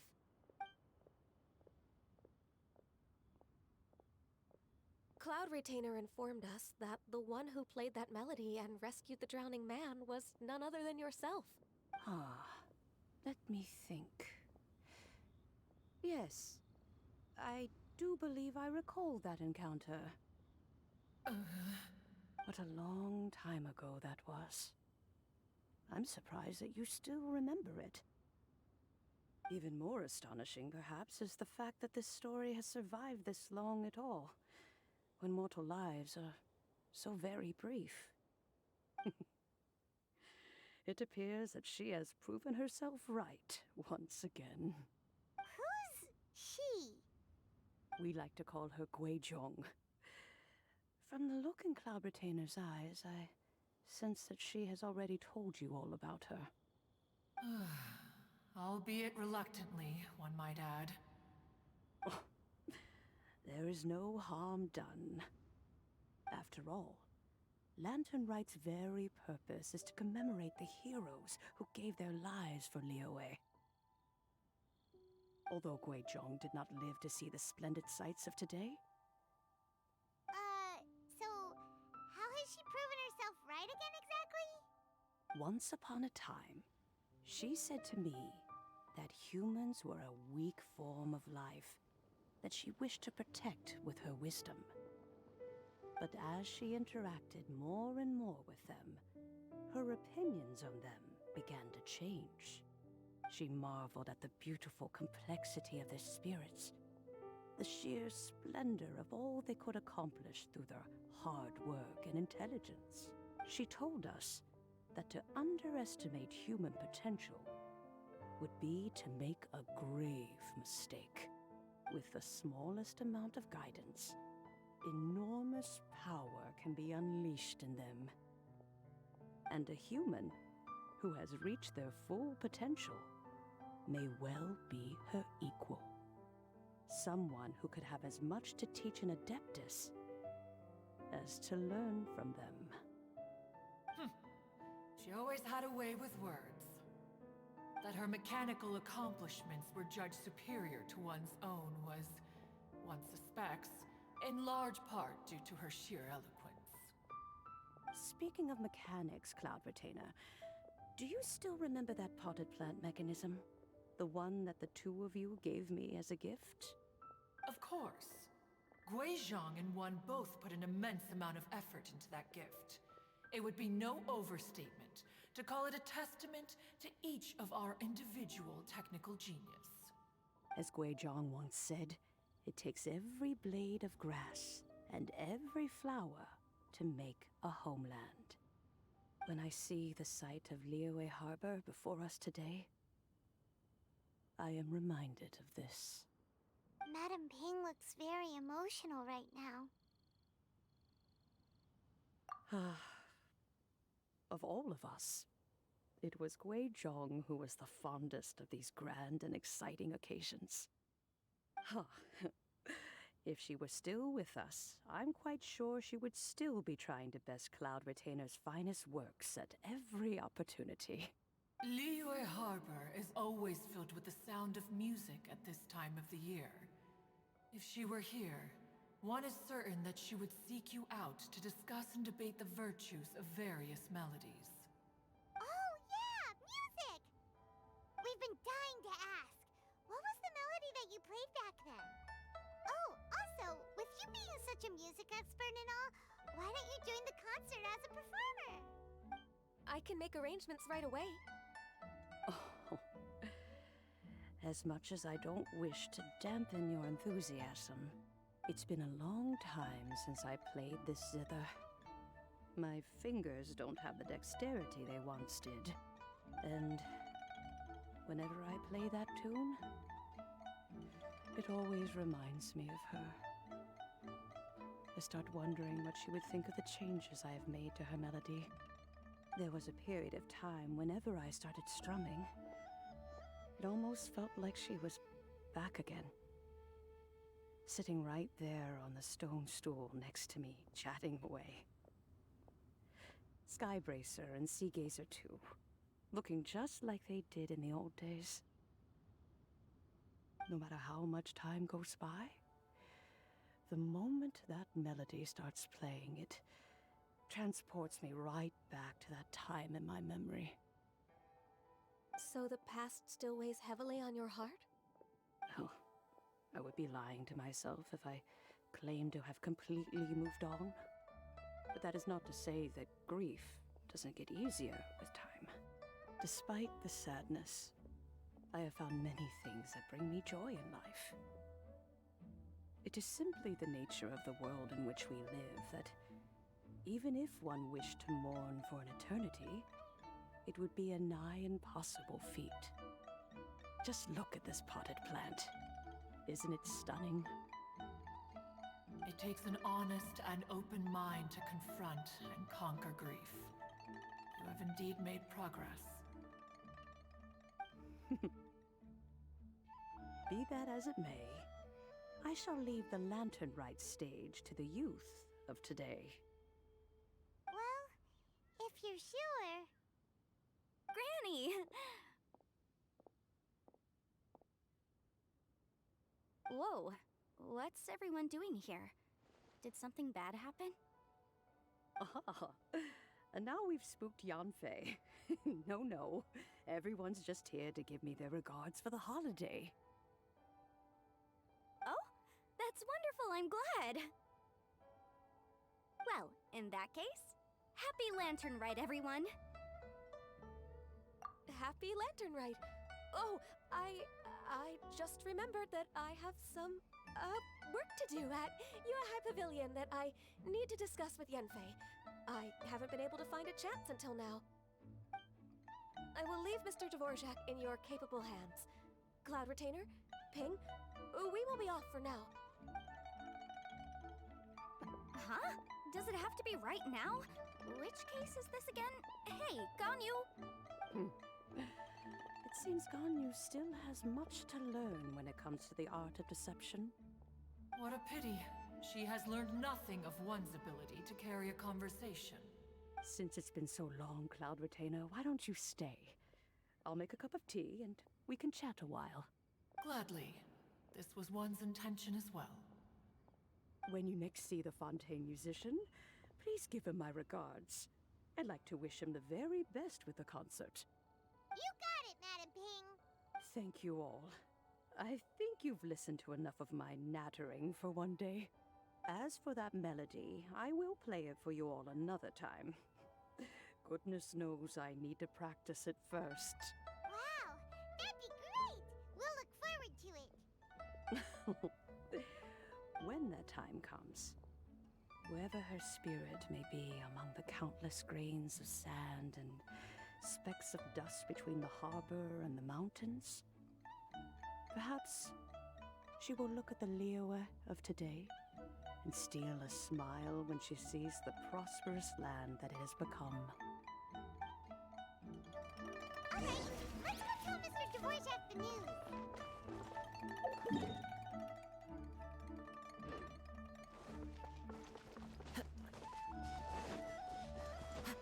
Time to go.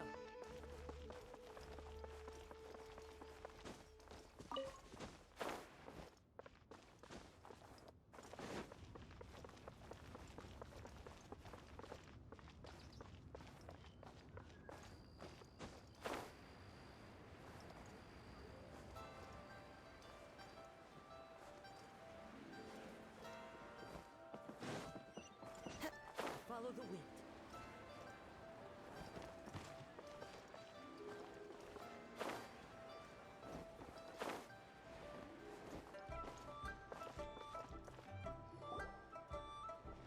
Mr. Dvorak! Ah, and Kuchin's here too! Thanks for helping set all of this up. Welcome back. Did everything go well? Really, really well. We found the person Mr. Dvorak was looking for. Are you serious?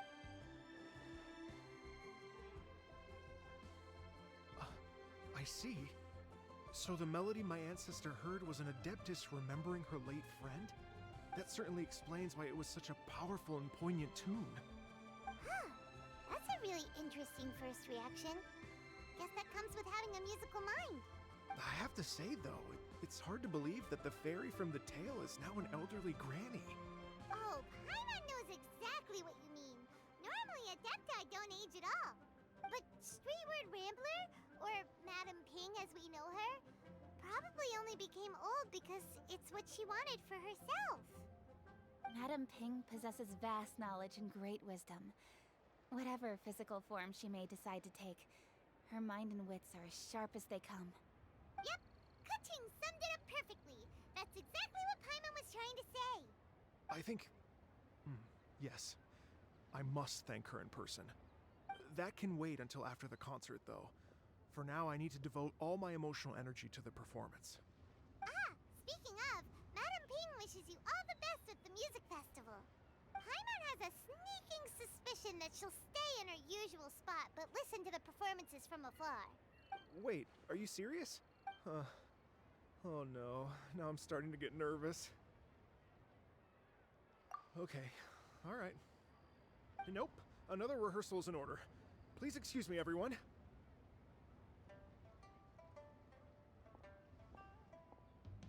Mr. Dvorak? He's already gone. Paimon wasn't even finished telling him everything. Before we set off on our search with Ganyu, he asked Isabel what music means to people. After our recent adventure, Paimon thinks Please, share your insights with me. Well, we found out that music can be used for good, but also for bad. It can make people happy and moved, but it can also be sad and bittersweet. And music is like a kind of memory written in people's hearts. It can put you in touch with feelings from a totally different time and place. It sounds like you had an eventful trip. Don't worry, I'm sure Ganyu will fill me in on all the details shortly. Wait, does that mean you're gonna carry on working? Mm-hmm. Just a few things to wrap up. All the groundwork is done. As long as everyone enjoys the festival activities, all our efforts are worthwhile. Happy Lantern Rite to you as well.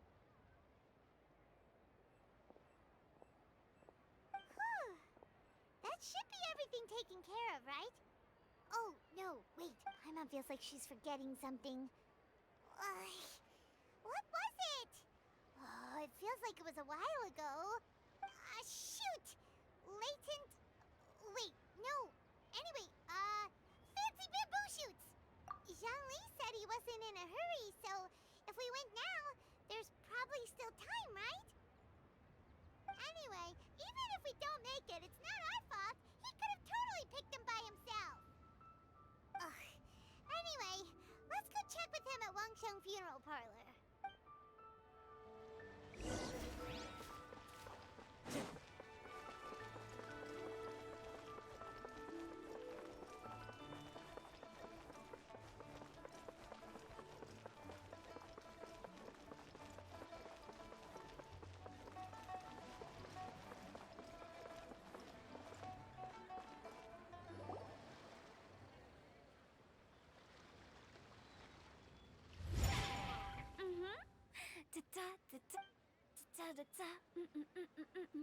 Oh.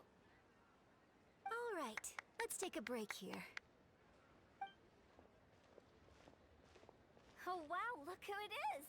Are you here to hang out with everyone's favorite funeral director? So you're just casually practicing your rapping skills at the entrance to your funeral parlor? In broad daylight?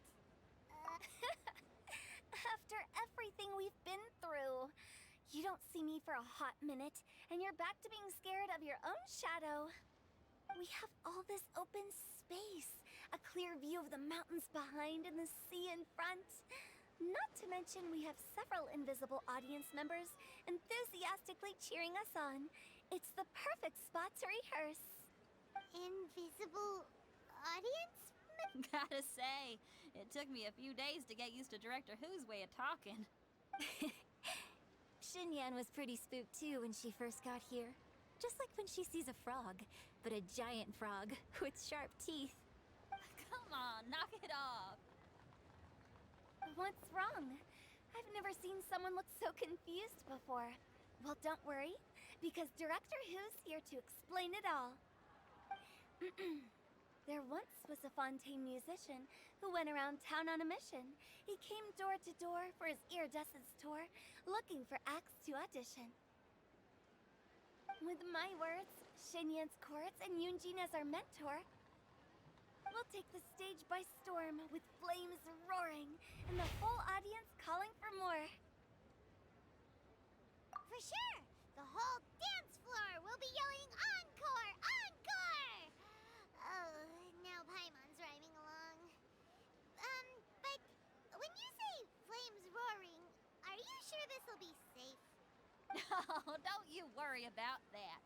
I'm pretty experienced on the stage, and I've already informed the Yuhong of all the pyrotechnics we're planning on using. Huh. Guess we'll just have to trust Xinyan on this one. Oh, Zhongli. He took one of those fancy meal boxes and set off for the mountains. Said he wanted to pay a visit to some old friends. It's a real pity that he couldn't be around for this. As well as being a true connoisseur of traditional art forms, he's able to appreciate Xinyan's performances too. Yeah, that's right. Matter of fact, he was the one who first invited me to perform here. To tell the truth, though, I never thought I'd really find myself rehearsing here one day. Well, now you know. The Wangsheng Funeral Parlor is a great location. All of you are always welcome to come and hang out here, especially if you're in the mood to try something new. I can speak to that. Hu Tao is always full of fun surprises. And jump scares. Actually, Xinyan, I have some lyric ideas for your part. Do you want to go through them together? Sure thing. I'm all ears. Oh, Traveler and Paimon, I believe Zhongli was heading to Mount Hulao, so make sure you're hiking up the right hill. When you see Zhongli, please pass on this message to him. It's up to him whether he wants to support us at the performance tonight, but I expect him to make time for the upcoming banquet we're planning. No excuses. You should join us too. It'll be a riot. If there's one thing I've learned from being a funeral director, it's how to throw a party.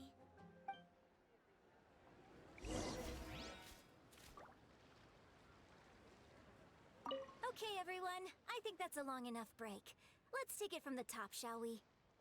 Ms. Eunice, such a strict mentor. These breaks aren't even long enough to have a sip of tea.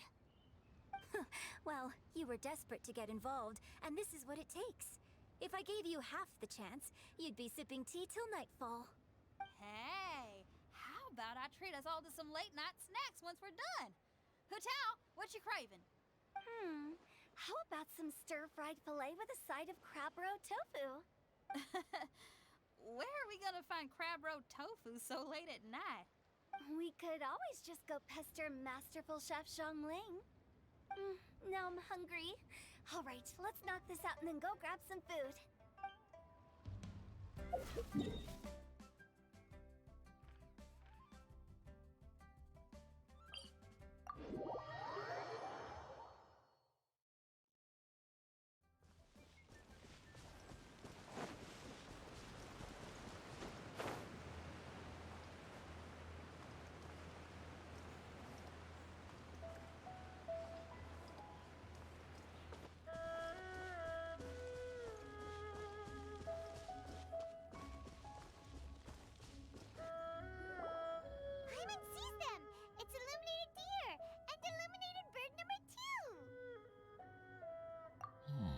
A familiar face.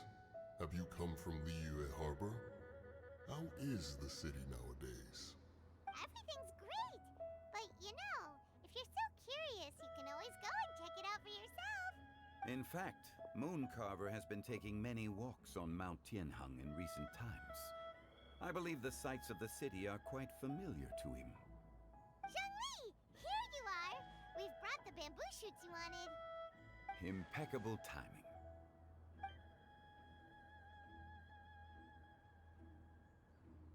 Traditionally, bamboo shoot soup ought to be slow-cooked for many hours on low heat. Using Adeptus arts to hasten the process is something of a shortcut.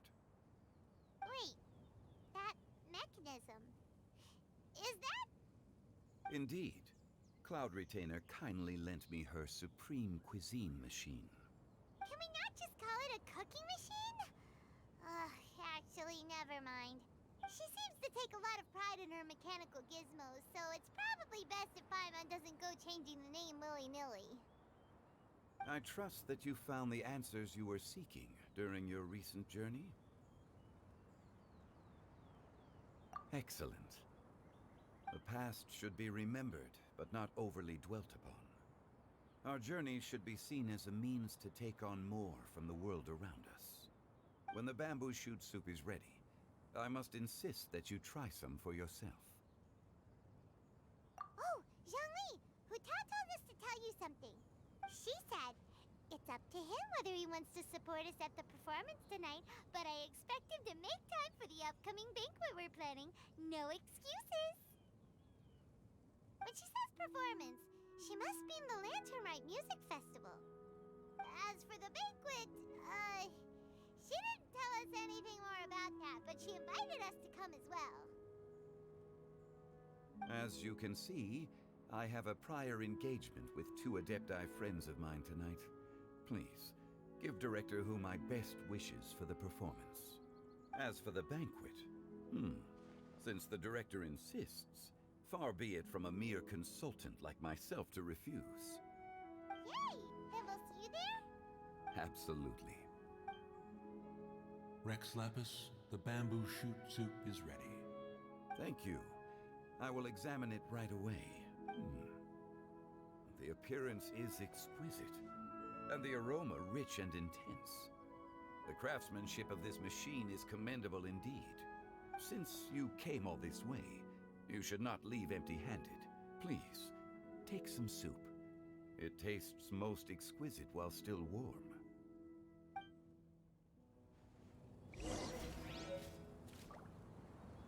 I intend to reminisce with my old friends for a while longer.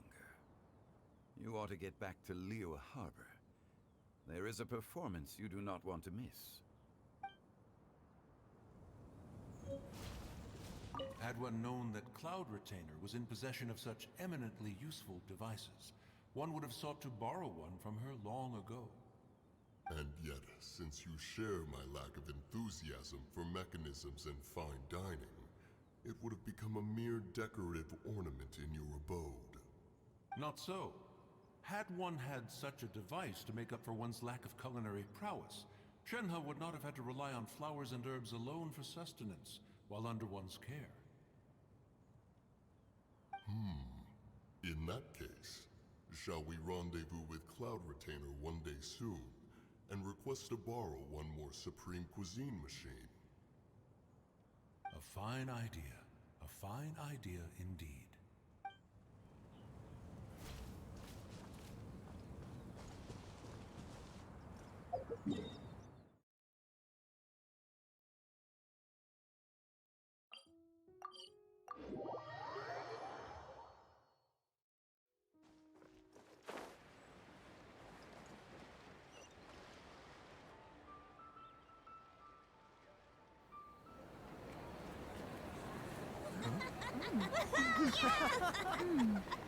I'm honored to be here on the Iridescence Tour stage.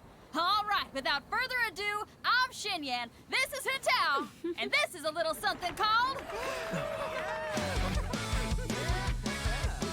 The Flame Lilies!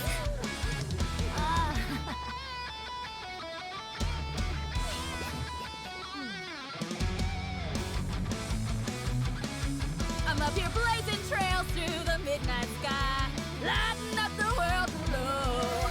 And when the crowds all hear my voice, they'll meet the spirit of rock and roll. Let's go! Hey, you butterfly, you too buzzing by, guiding your way to the afterlife, opening the path without a fright. Oh, I'll light the fire, watch it blaze across the universe. I'll spit my rhymes, watch your step, or you'll get burned. Hey, woo!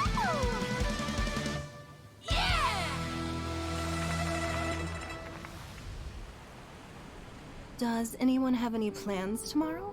With another year behind us, I think we deserve a celebration of our own. My treat. Interested? The Tianquan footing the bill? I can't miss out on that.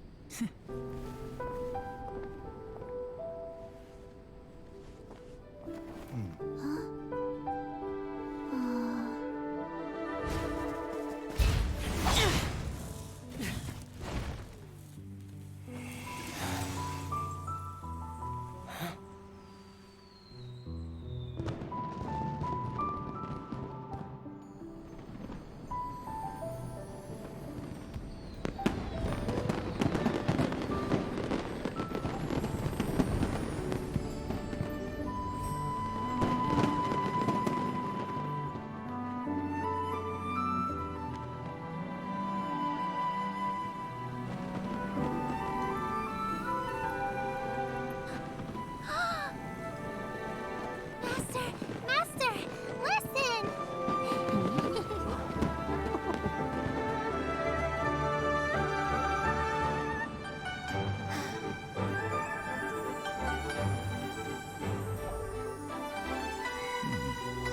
May the year ahead be a blessed one. I believe it shall be.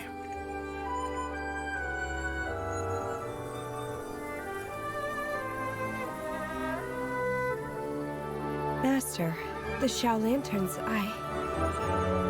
Ha! Elementary. One shall fashion for you a Xiao Lantern the likes of which the world has never seen. And you must take it to Liyue Harbor to display its magnificence for all.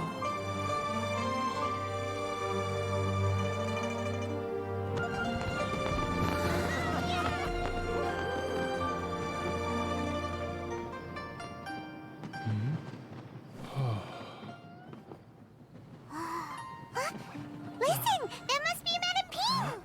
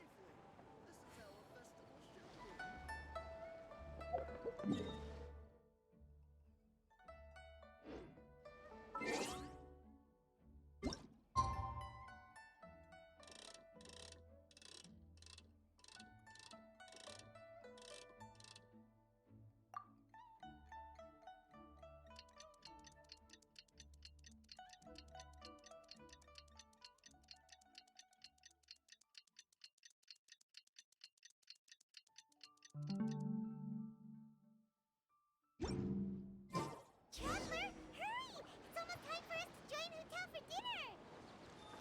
Ooh, and we'll be meeting at Shinjuan Kiosk. It's the place with a really long wait list.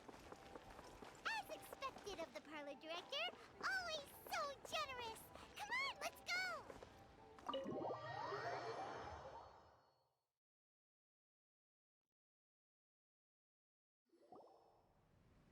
Oh, so that's how it is. Thanks for the suggestions, Mr. Zhangli. I have them all noted down.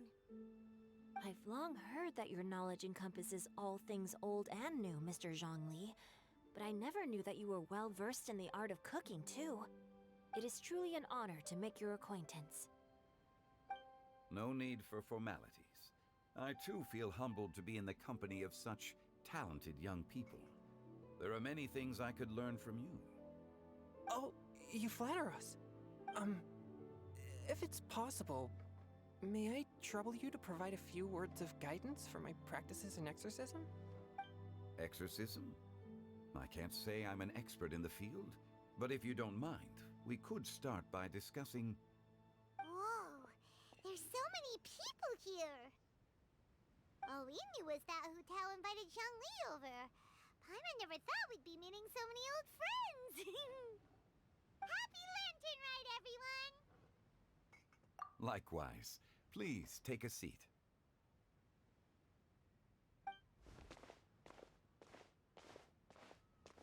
Happy Lantern Rite! Are you having fun? Me too. I've seen Xinyan perform before, but this is the first time I've watched something like this. I heard that the audience loved it too, and she's been receiving quite a lot of performance invitations lately. She's more busy than ever, and Yoonjin's gonna help her.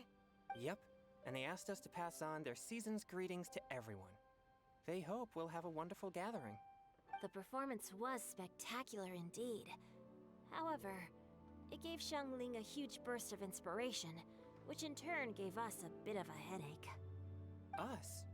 Did Xiangling ask you to try out her dishes too? That, my friend, is beside the point. Watching you eat was enough for me. Come to think of it, I probably shouldn't have burdened Chongyun with eating my share too. Hold on. Xiangling came up with a new recipe? Let Paimon try! See? Someone here knows how to encourage people. Thanks, Paimon. Oh, and I have to thank Mr. Zhongli, too. He gave me lots of useful pointers that really drove it home for me. Oh, so that's what you were talking about before we arrived. Yes. Since we'll be dining together, the topic of our conversation naturally revolved around cooking. Xiangling's ideas are truly unconventional.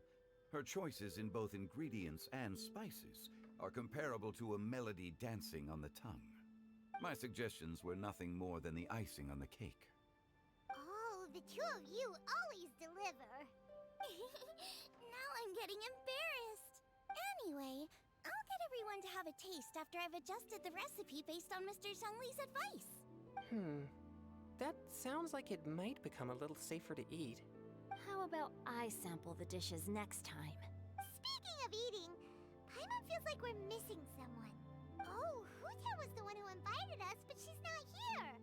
And where's Guoba? Oh, Guoba volunteered to help Dad at the restaurant. You know, lots of people come over to eat during Lantern Rite. Without Guoba helping out, I probably wouldn't have had the time to accept Hu Tao's invitation. As for Hu Tao... The director went to collect a guest. She asked me to stay here and host you for the time being. Seems like it's almost time. Huh? Hu Tao went to fetch someone in person? Oh, that must mean they are super important. Could it be... Kuching? Ningguang? Or Captain Beto? She didn't clarify. And as her subordinate, I couldn't just pry into the details, could I? Ta-da! We're here! Oh, we're not late to the party, right? Right? Good thing the Conqueror of Demons and I are both as swift as the wind. And whoosh, we made it just in time.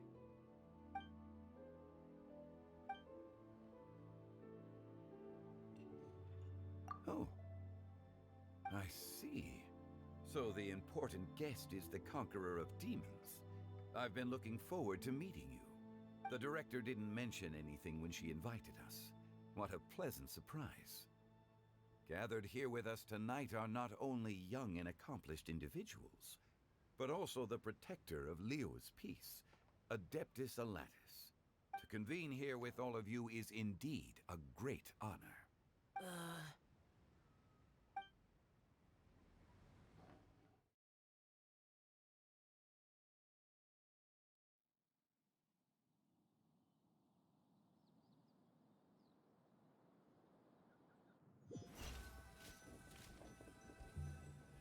It's almost Lantern Rite, yet you took all the trouble coming here.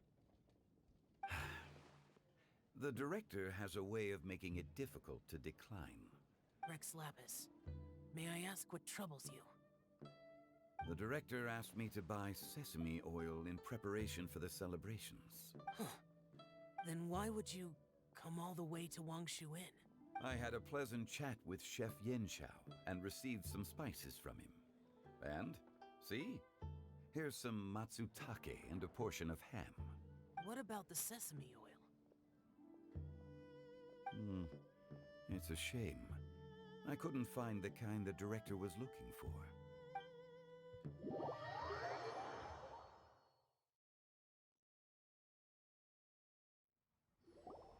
I'm sure you're exaggerating, Zhang... Sir. There he goes again. Enough with the pleasantries. Go let her. Everyone here today is well known in their own field and has probably heard about one another to some extent. Some of us are even old acquaintances, so there's no need to be this formal.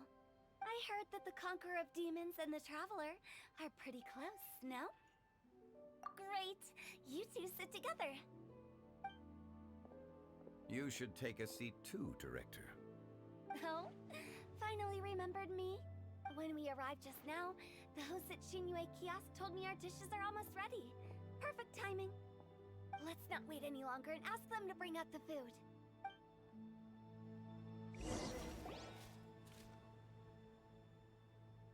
Paimon would have never guessed the person Hu Tao went to fetch was Xiao. Oh, that's also the first I've heard of the Traveler and Paimon being friends with the Conqueror of Demons. You know Xiao Chu? Knowing is a bit of an overstatement. I've always looked up to him. You might not know this, Paimon, but we exorcists have worked in close collaboration with the Conqueror of Demons for many generations, dispelling evil together, both in the open and from the shadows. Hard to imagine that thanks to Hu Tao, I've finally gotten the chance to meet him. Conqueror of Demons, I'm honored to make your acquaintance. Likewise. It is a great honor indeed to have a chance to meet the legendary Conqueror of Demons. Changyun has brought that name up quite a few times in the past. I remember you mentioning wanting him to understand the importance of exorcists. Ahem. We know each other too. He helped try my dishes during the Masterful Chef's cook-off. I didn't think we'd have the chance to meet again. Happy Lantern Rite. No anecdote, however, compares to meeting you in person. I'm Xingqiu, Shangling and Changyun's friend. The pleasure is all mine. Whoa. Everyone's getting all formal and polite all of a sudden. Paimon doesn't know what she should say anymore. Adeptus Xiao, mighty conqueror of demons, please accept Paimon's greetings too. Belated Happy Lantern Rite. Paimon tried very hard to look for a fancy word, okay? Don't be too harsh on Paimon! There's no need to be so polite. You're right. This was meant to be a nice little get-together between friends after all. Too much formality kills the atmosphere. I didn't plan this gathering only for everyone to walk on eggshells. Hiya. What's your true intention then? A little get-together between friends, sipping the finest tea and watching lanterns float into the sky, bidding farewell to the past and embracing the present with joy. And that is something our consultant would say. I think it deserves a standing ovation. Indeed. Exceptional acting skills, Director.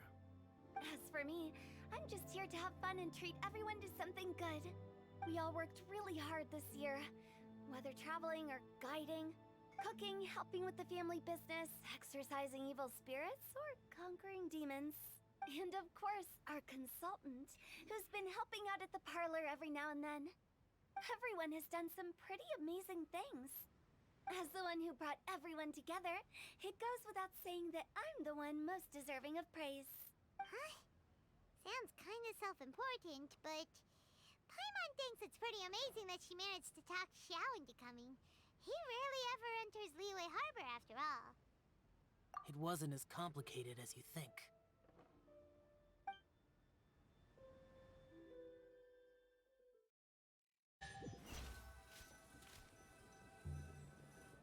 Okay, gotcha. Thanks, boss lady. It's not boss lady, just boss. And there she goes. What a lively girl. Conqueror of Demons, Adeptus Xiao. Guardian of Wangshu Inn, hero of Dihua Marsh. I know you're there.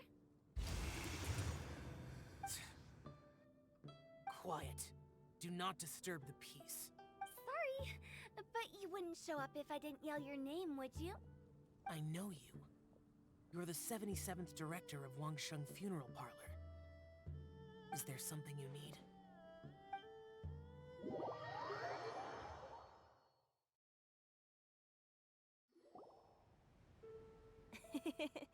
That does sound like one of Hu Tao's antics. Did the Conqueror of Demons agree to come so that Hu Tao would stop pestering him? There might be other reasons. Smart guess. Huh? There's more to it? It gets pretty boring from here on. I talked about the funeral parlor's past relationships with the guardian yakshas. You know, just to be sociable. In the time of the Archon War, disputes were frequent, and disaster overtook the land. Humans couldn't escape from the torment of the plague.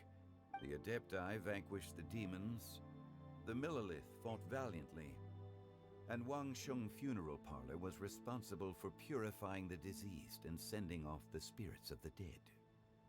That is how the border between life and death was maintained during the war. And it effectively prevented further incidents from happening. That's right. 1 point for the consultant. But despite our deep-rooted connection, it still took me quite a while to actually convince him. You know him pretty well, huh? This matter is out of my control, so I need to be cautious. True, but I've kept that in mind too. That's why everyone here today is in one way or another acquainted with elemental power. Besides, it'll only be for a short while as we dine together. There won't be any lasting consequences. But I didn't expect there to be so many people. There's no need to worry, Conqueror of Demons. We're not feeling anything unusual so far. Our young exorcist over here is protected by his pure yang energy, so he's probably the most resilient. That's not the same. And did you just toss your carrots into my bowl? Hey, don't look away. Huh? What? I'm siding with Chongyun. I saw that too. You're lucky Guoba isn't here today. He hates seeing people being picky with their food. If he'd seen that, he'd definitely make you eat all your carrots. Huh? Guoba would do that? Is he that uncompromising? But now that I think of it, Xianglin told me that Guoba used to be the stove god. It sounds like you've heard the rumors. I'm doing fine. Not long ago, before Lantern Rite, I met an old friend. Thanks to his help, things have been a lot more stable than before. You should know him. He's...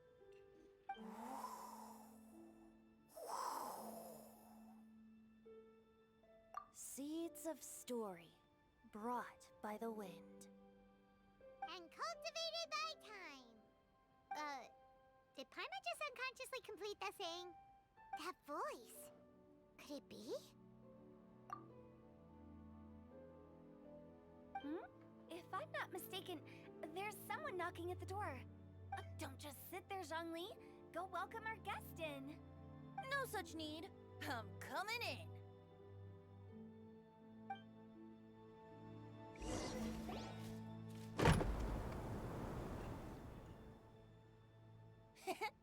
You finally let me in. Hello, hello. No matter if we've met before or not, this moment marks a brand new encounter. Old friends and new. Happy Lantern Rite. Oh, it's the tone-deaf bard. Oh, he seems to carry a valiant breeze wherever he goes. It looks like we're gonna be friends. Fate has brought us together, so come on, take a seat and be my guest. Help yourself. Oh, I'll ask them for another set of cutlery. This young lady here is as bright as a fresh bouquet of flowers in the morning's rising sun. She no doubt is the one with the most authority here. Whoa, these dishes look amazing. Is it really okay for me to join in? All right, I'm digging in. Huh, it's you. Oh, isn't this Genyu? Genyu? Yup. Now that I've taken a closer look, you're a fan of Genyu's works, aren't you? I met Xingqiu at a light novel convention. How I wish we'd met sooner. I never expected that there'd be another person in this world who could interpret Genyu's new novel as thoroughly as I could. Venti, you're being too humble. Considering your poetic talent, your fundamentals are way more impressive. Could this new guest be Master Xingqiu's friend? Yes. Monsters become more active than usual as we get closer to Lantern Rite. I was patrolling Dihua Marsh a few days ago, when I happened to run into this... You've already forgotten? I'm a bard, and bards go around singing wherever they like. Oh, right. And this bard was performing in Dihua Marsh. It was a moving melody, and it made me feel relaxed and at ease.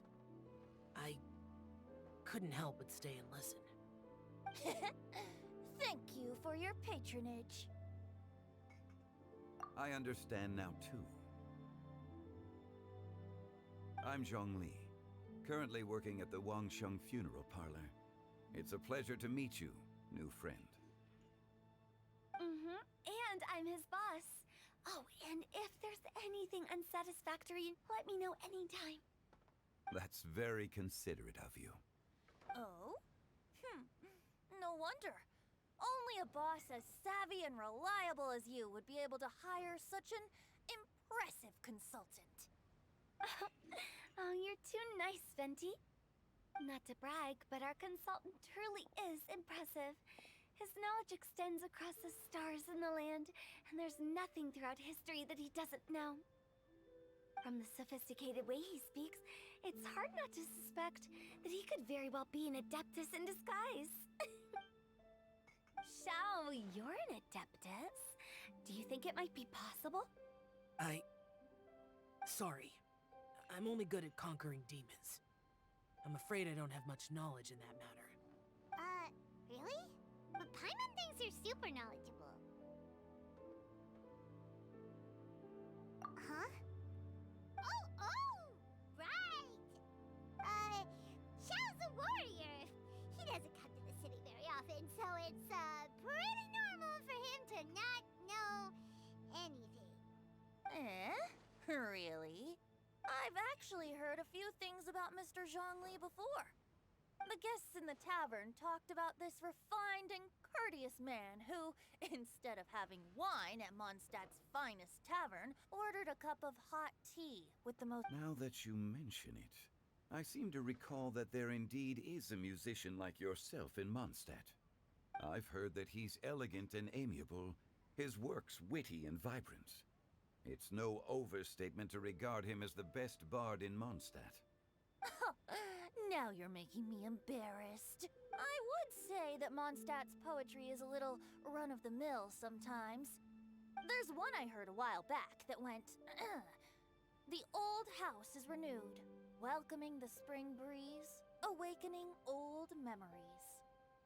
The meaning's there, but the word choices are unimaginative, and there's a distinct lack of literary flair. I think so too. The composition needs a little jazzing up. If I were to give it a go, I'd make an old melon on a vine, a new flower that grows fine. Oh, good one! It feels unique and has a nice ring to it. You have great taste, Venti. I was right about you. Let's shake hands.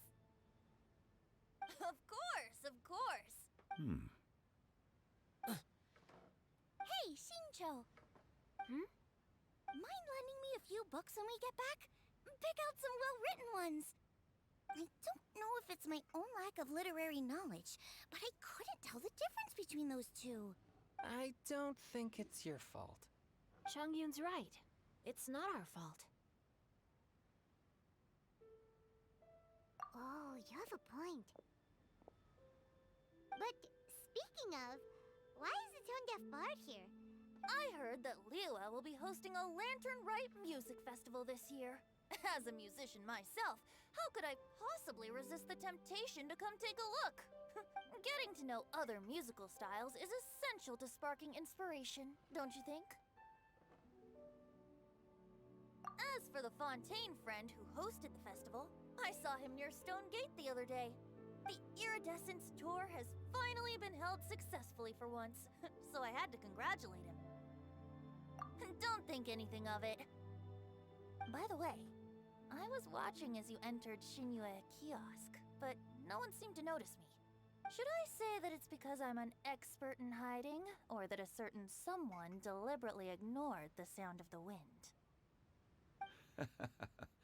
Whenever Lantern Rite comes around, Liyue Harbor becomes bustling with activity. People are all busy watching the lanterns and strolling around the shops, and they might just go travel somewhere on a whim. It is rather difficult to predict another's whereabouts. The festival is in full swing and proceeding smoothly, and we're all gathered here with friends, new and old. This is no doubt a wonderful occasion worth celebrating. To come together with all of you at the beginning of the year, one can't help but be filled with joy. In a moment like this, I propose we raise a glass together. In my case, tea in lieu of wine.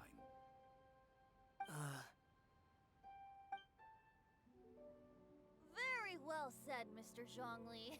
That was exactly what I wanted to say. Now I'm getting a little self-conscious.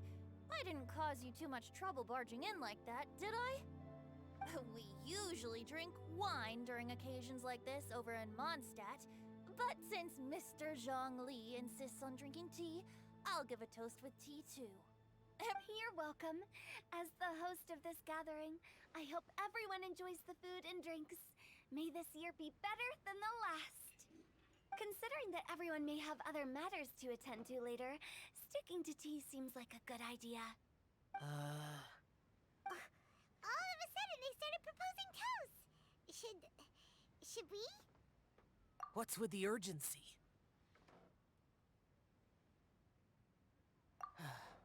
Sure. Have you two finished eating? It's always nice to have a breath of fresh air after a meal. Helps with digestion. Paimon will come too. Yeah? Okay then. Don't forget to come back.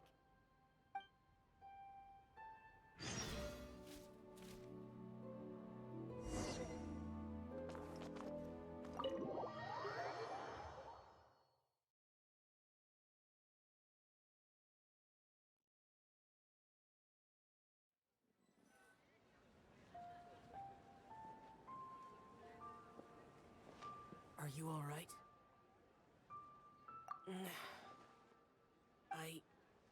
It's hard to describe. It's not that. There were those among the Adepti who loved gatherings and idle chit-chat. Sometimes they would call up a few others for a drink. Even I got dragged along to their gatherings many times. The Adepti all have their specialties, making most of them proud and arrogant. Everything they say is straight from the heart. It never gets too complicated. But this time...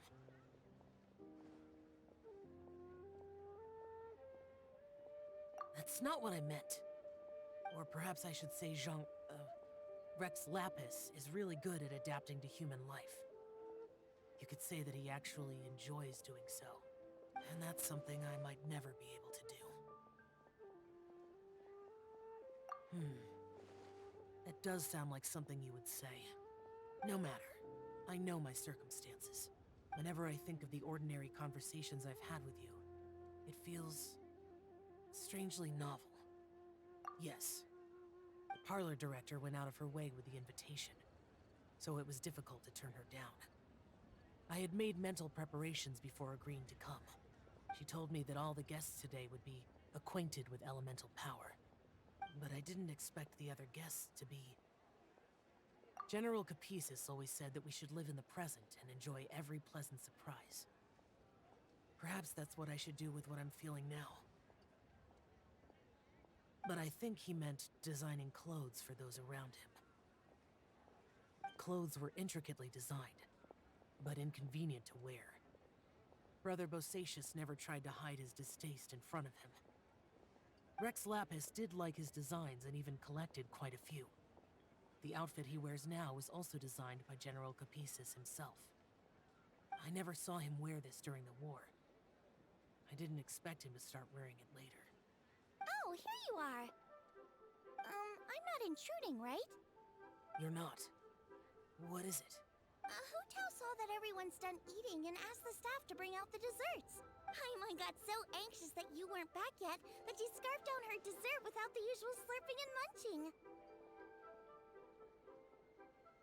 To be honest, I was kind of worried too. You looked a little restless just now, and I thought you weren't used to the food here and was planning to head back to Wangshu Inn for something Yanqiao made. You're worrying too much. Why would I? Anyway, let's head back. Please wait! There's another reason why I came looking for you. Here, take these. I brought them for you. Almond tofu? Yup. Since the Masterful Chef's competition, you can say that Yan Xiao and I are not only competitors, but good friends as well. I visit him at Wangshuin sometimes to discuss our cooking. I heard him say that the esteemed guest on the roof loves nothing more than a good plate of almond tofu, so I learned a thing or two about the dish from him. I'll be honest, before Hu Tao invited everyone, she secretly came looking for me, told me about the guests she planned to invite, and asked me for some suggestions on what she should order. So I made a few servings of almond tofu for you guys in advance. Take them as a token of gratitude for your support. When I told Guoba that I was making these for you, he started eagerly running around the kitchen and helping a lot too. Thank you for the trouble. There was no need to... I'll take them. Thank you. And Guoba too. You're welcome. Oh, the almond tofu I made probably tastes and feels a little different from the type Yan Xiao cooks. Please let me know if there's any improvements I should make. Okay. That's all. Alrighty, we should head back now. We can't keep Paimon waiting.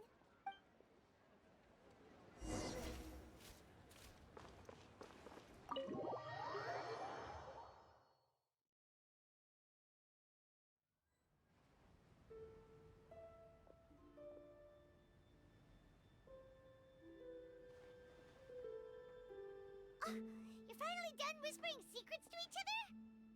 So much for promising Paimon you'll be back soon. How could you say that to Paimon? In that case, besides having no sense of time, Paimon will let you know what having no sense of fullness looks like. Your dessert is all Paimon's. Sorry to keep everyone waiting. No worries, we're all just chatting here. There's no serious business to take care of. Whether we're chatting outside or inside, it's all the same. Paimon's too busy eating to talk to you. But even though we're all well acquainted by now, I think this festive gathering deserves something ceremonious. Oh? Is this some local custom? Nope. This is something I made up so that good luck will be on our side. That's all. Spontaneity is the best choice to make here. Let's use this incense burner on the table. It's been lit for so long now that the incense is running out. I'll leave refilling and lighting the incense to the most distinguished guest among us all. Lighting the incense will signify continuous growth and prosperity in all our endeavors in the new year. I see. Perfect symbolism, as expected of Hu Tao. And speaking of the most distinguished guest here today, I'm sure we all agree that it's Mr. Zhongli. I'm not very familiar with the details of his past deeds, but chatting with him has been a real eye-opener, even for a bard who has traveled all across the world. If knowledge were a form of power, one could even say that you're a wielder of unlimited strength. But when it comes to having a way with words, the notable bard is certainly one cut above the rest. I just happen to have a good memory. It is such an unexceptional skill, yet you made it sound like an unparalleled talent. I am truly impressed. Since we all get to nominate someone...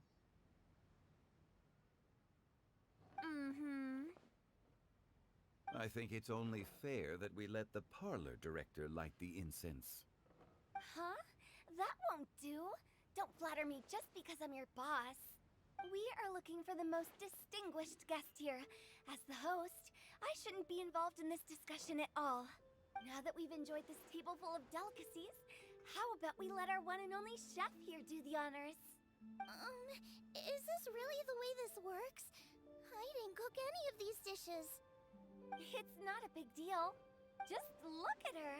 Xiangling, the disciple of an adeptus, the stove god's best companion, the winner of the Masterful Chef's competition. The only heir of the famous One Mean restaurant. A good old friend of mine. There's no better choice. Why does Paimon feel like we're back at square one again? Please stop! You're making me embarrassed. If we're looking only the second son of the Feiyun Commerce Guild counts, it's one of the largest commerce guilds in Liyue Harbor. Huh? Don't get me involved in this. Oh, not a bad choice. With the Commerce Guild's young master lighting the incense, we're all sure to make a huge sum of mora in the new year. That's not how it works. Making a fortune is indeed a fine wish, but it's of lesser importance than good health and happiness. Which means we should choose Chongyun, the skilled exorcist who keeps everyone's home safe from evil spirits. Huh? Now you're nominating me? I can't be the one when we have the Conqueror of Demons right here. Adeptus Xiao has the most seniority among everyone here today. We should... I refuse.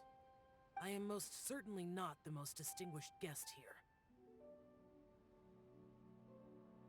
You should all be able to make the right judgment based on your observations. One person here is well acquainted with everyone else.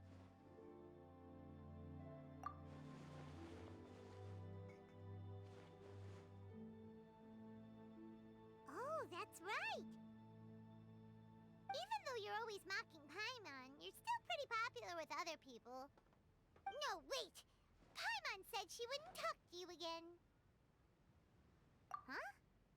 Who else is there? Huh? Huh? Does that mean Paimon's the most distinguished guest? Oh, well, that was unexpected! I agree. Paimon's just the one we need. Without a friend constantly by your side, a long journey would become dreadfully lonesome. But once you have someone there to brighten up the atmosphere, everything along the way will become lively and vibrant too. Ah. The traveler has traversed many nations and left behind a great deal of fascinating stories.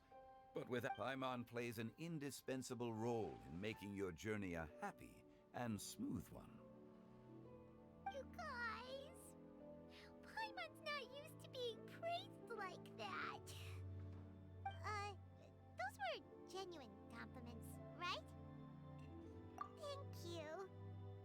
You made Paimon wait for a long time, but Paimon's not mad anymore. Don't take everything to heart, Paimon. Friends tease each other all the time. That is indeed true. That means Paimon is as important to the traveler as Guoba is to me. Looks like we've come to an agreement. Any objections before we proceed?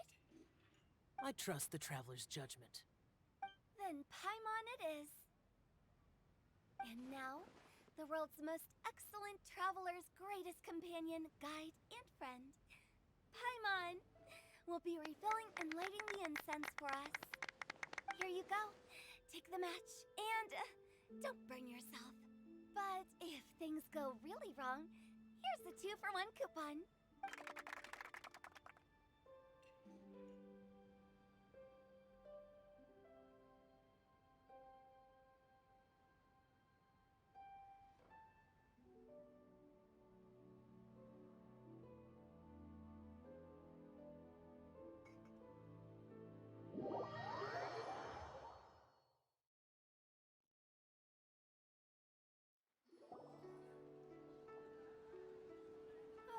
It's getting late.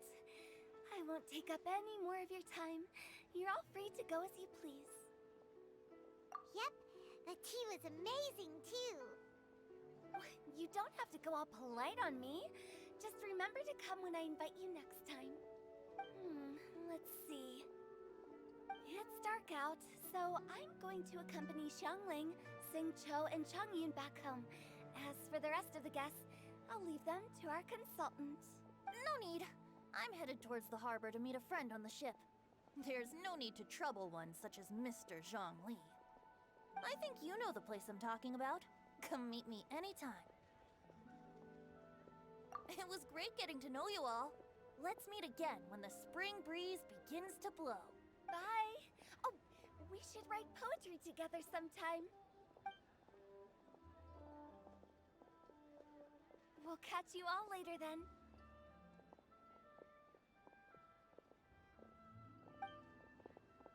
Don't forget to return to the parlor later.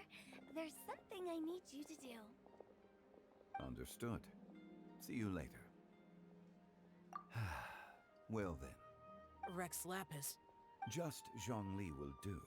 I live as a mortal in Liu Harbor now. I am just one among many who begin work at sunrise and retire to rest at sundown. If we were to consider status and seniority as Zhongli, I should be respectfully referring to you as Adeptus Shao. Heaven forbid. I meant what I said. I heard that during the Lantern Rite Music Festival, you conferred with Streetward Rambler and Cloud Retainer. I take it as you've gained a lot more knowledge about the past? The same truth will sound different coming from different people. As more bear witness to a story, feelings and interpretations expand in variety too. I once had a pleasant chat about the past and present with a Sumeru scholar named Soraya, and learned a few things about her research topic. From the evidence she found and the conclusion she made, her area of research is already very close to the truth. But there are multiple sides to humans and gods alike. In the legends recorded by humans, some gods were depicted as arrogant and condescending, while others were kind and capable. But whether to me, Streetward Rambler, Cloud Retainer, or younger adepti such as Shao and Ganyu, those adepti and gods that may seem extraordinary to humans are something more akin to close companions. This was as true back then as it is right now. Just how Shao may seem unapproachable to most, but the Traveler has proved otherwise. So there's no need to dwell too much on certain things. Zhongli, what you're saying is... It looks like you understood what I meant.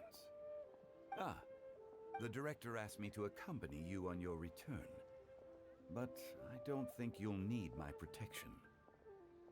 I'll be taking a walk around and admiring the night scenery. After that, it'll be time for me to go back and meet up with the director. Goodbye for now.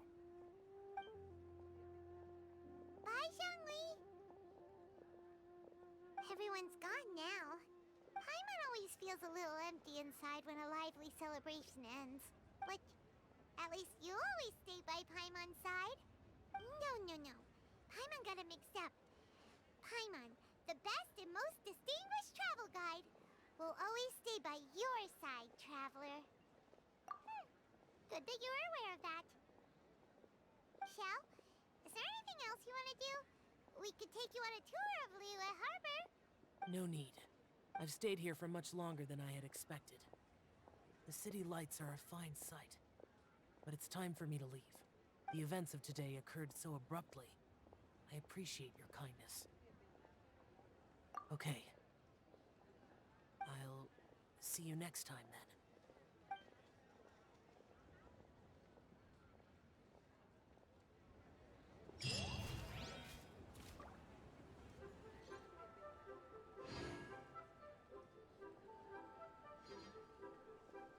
Huh?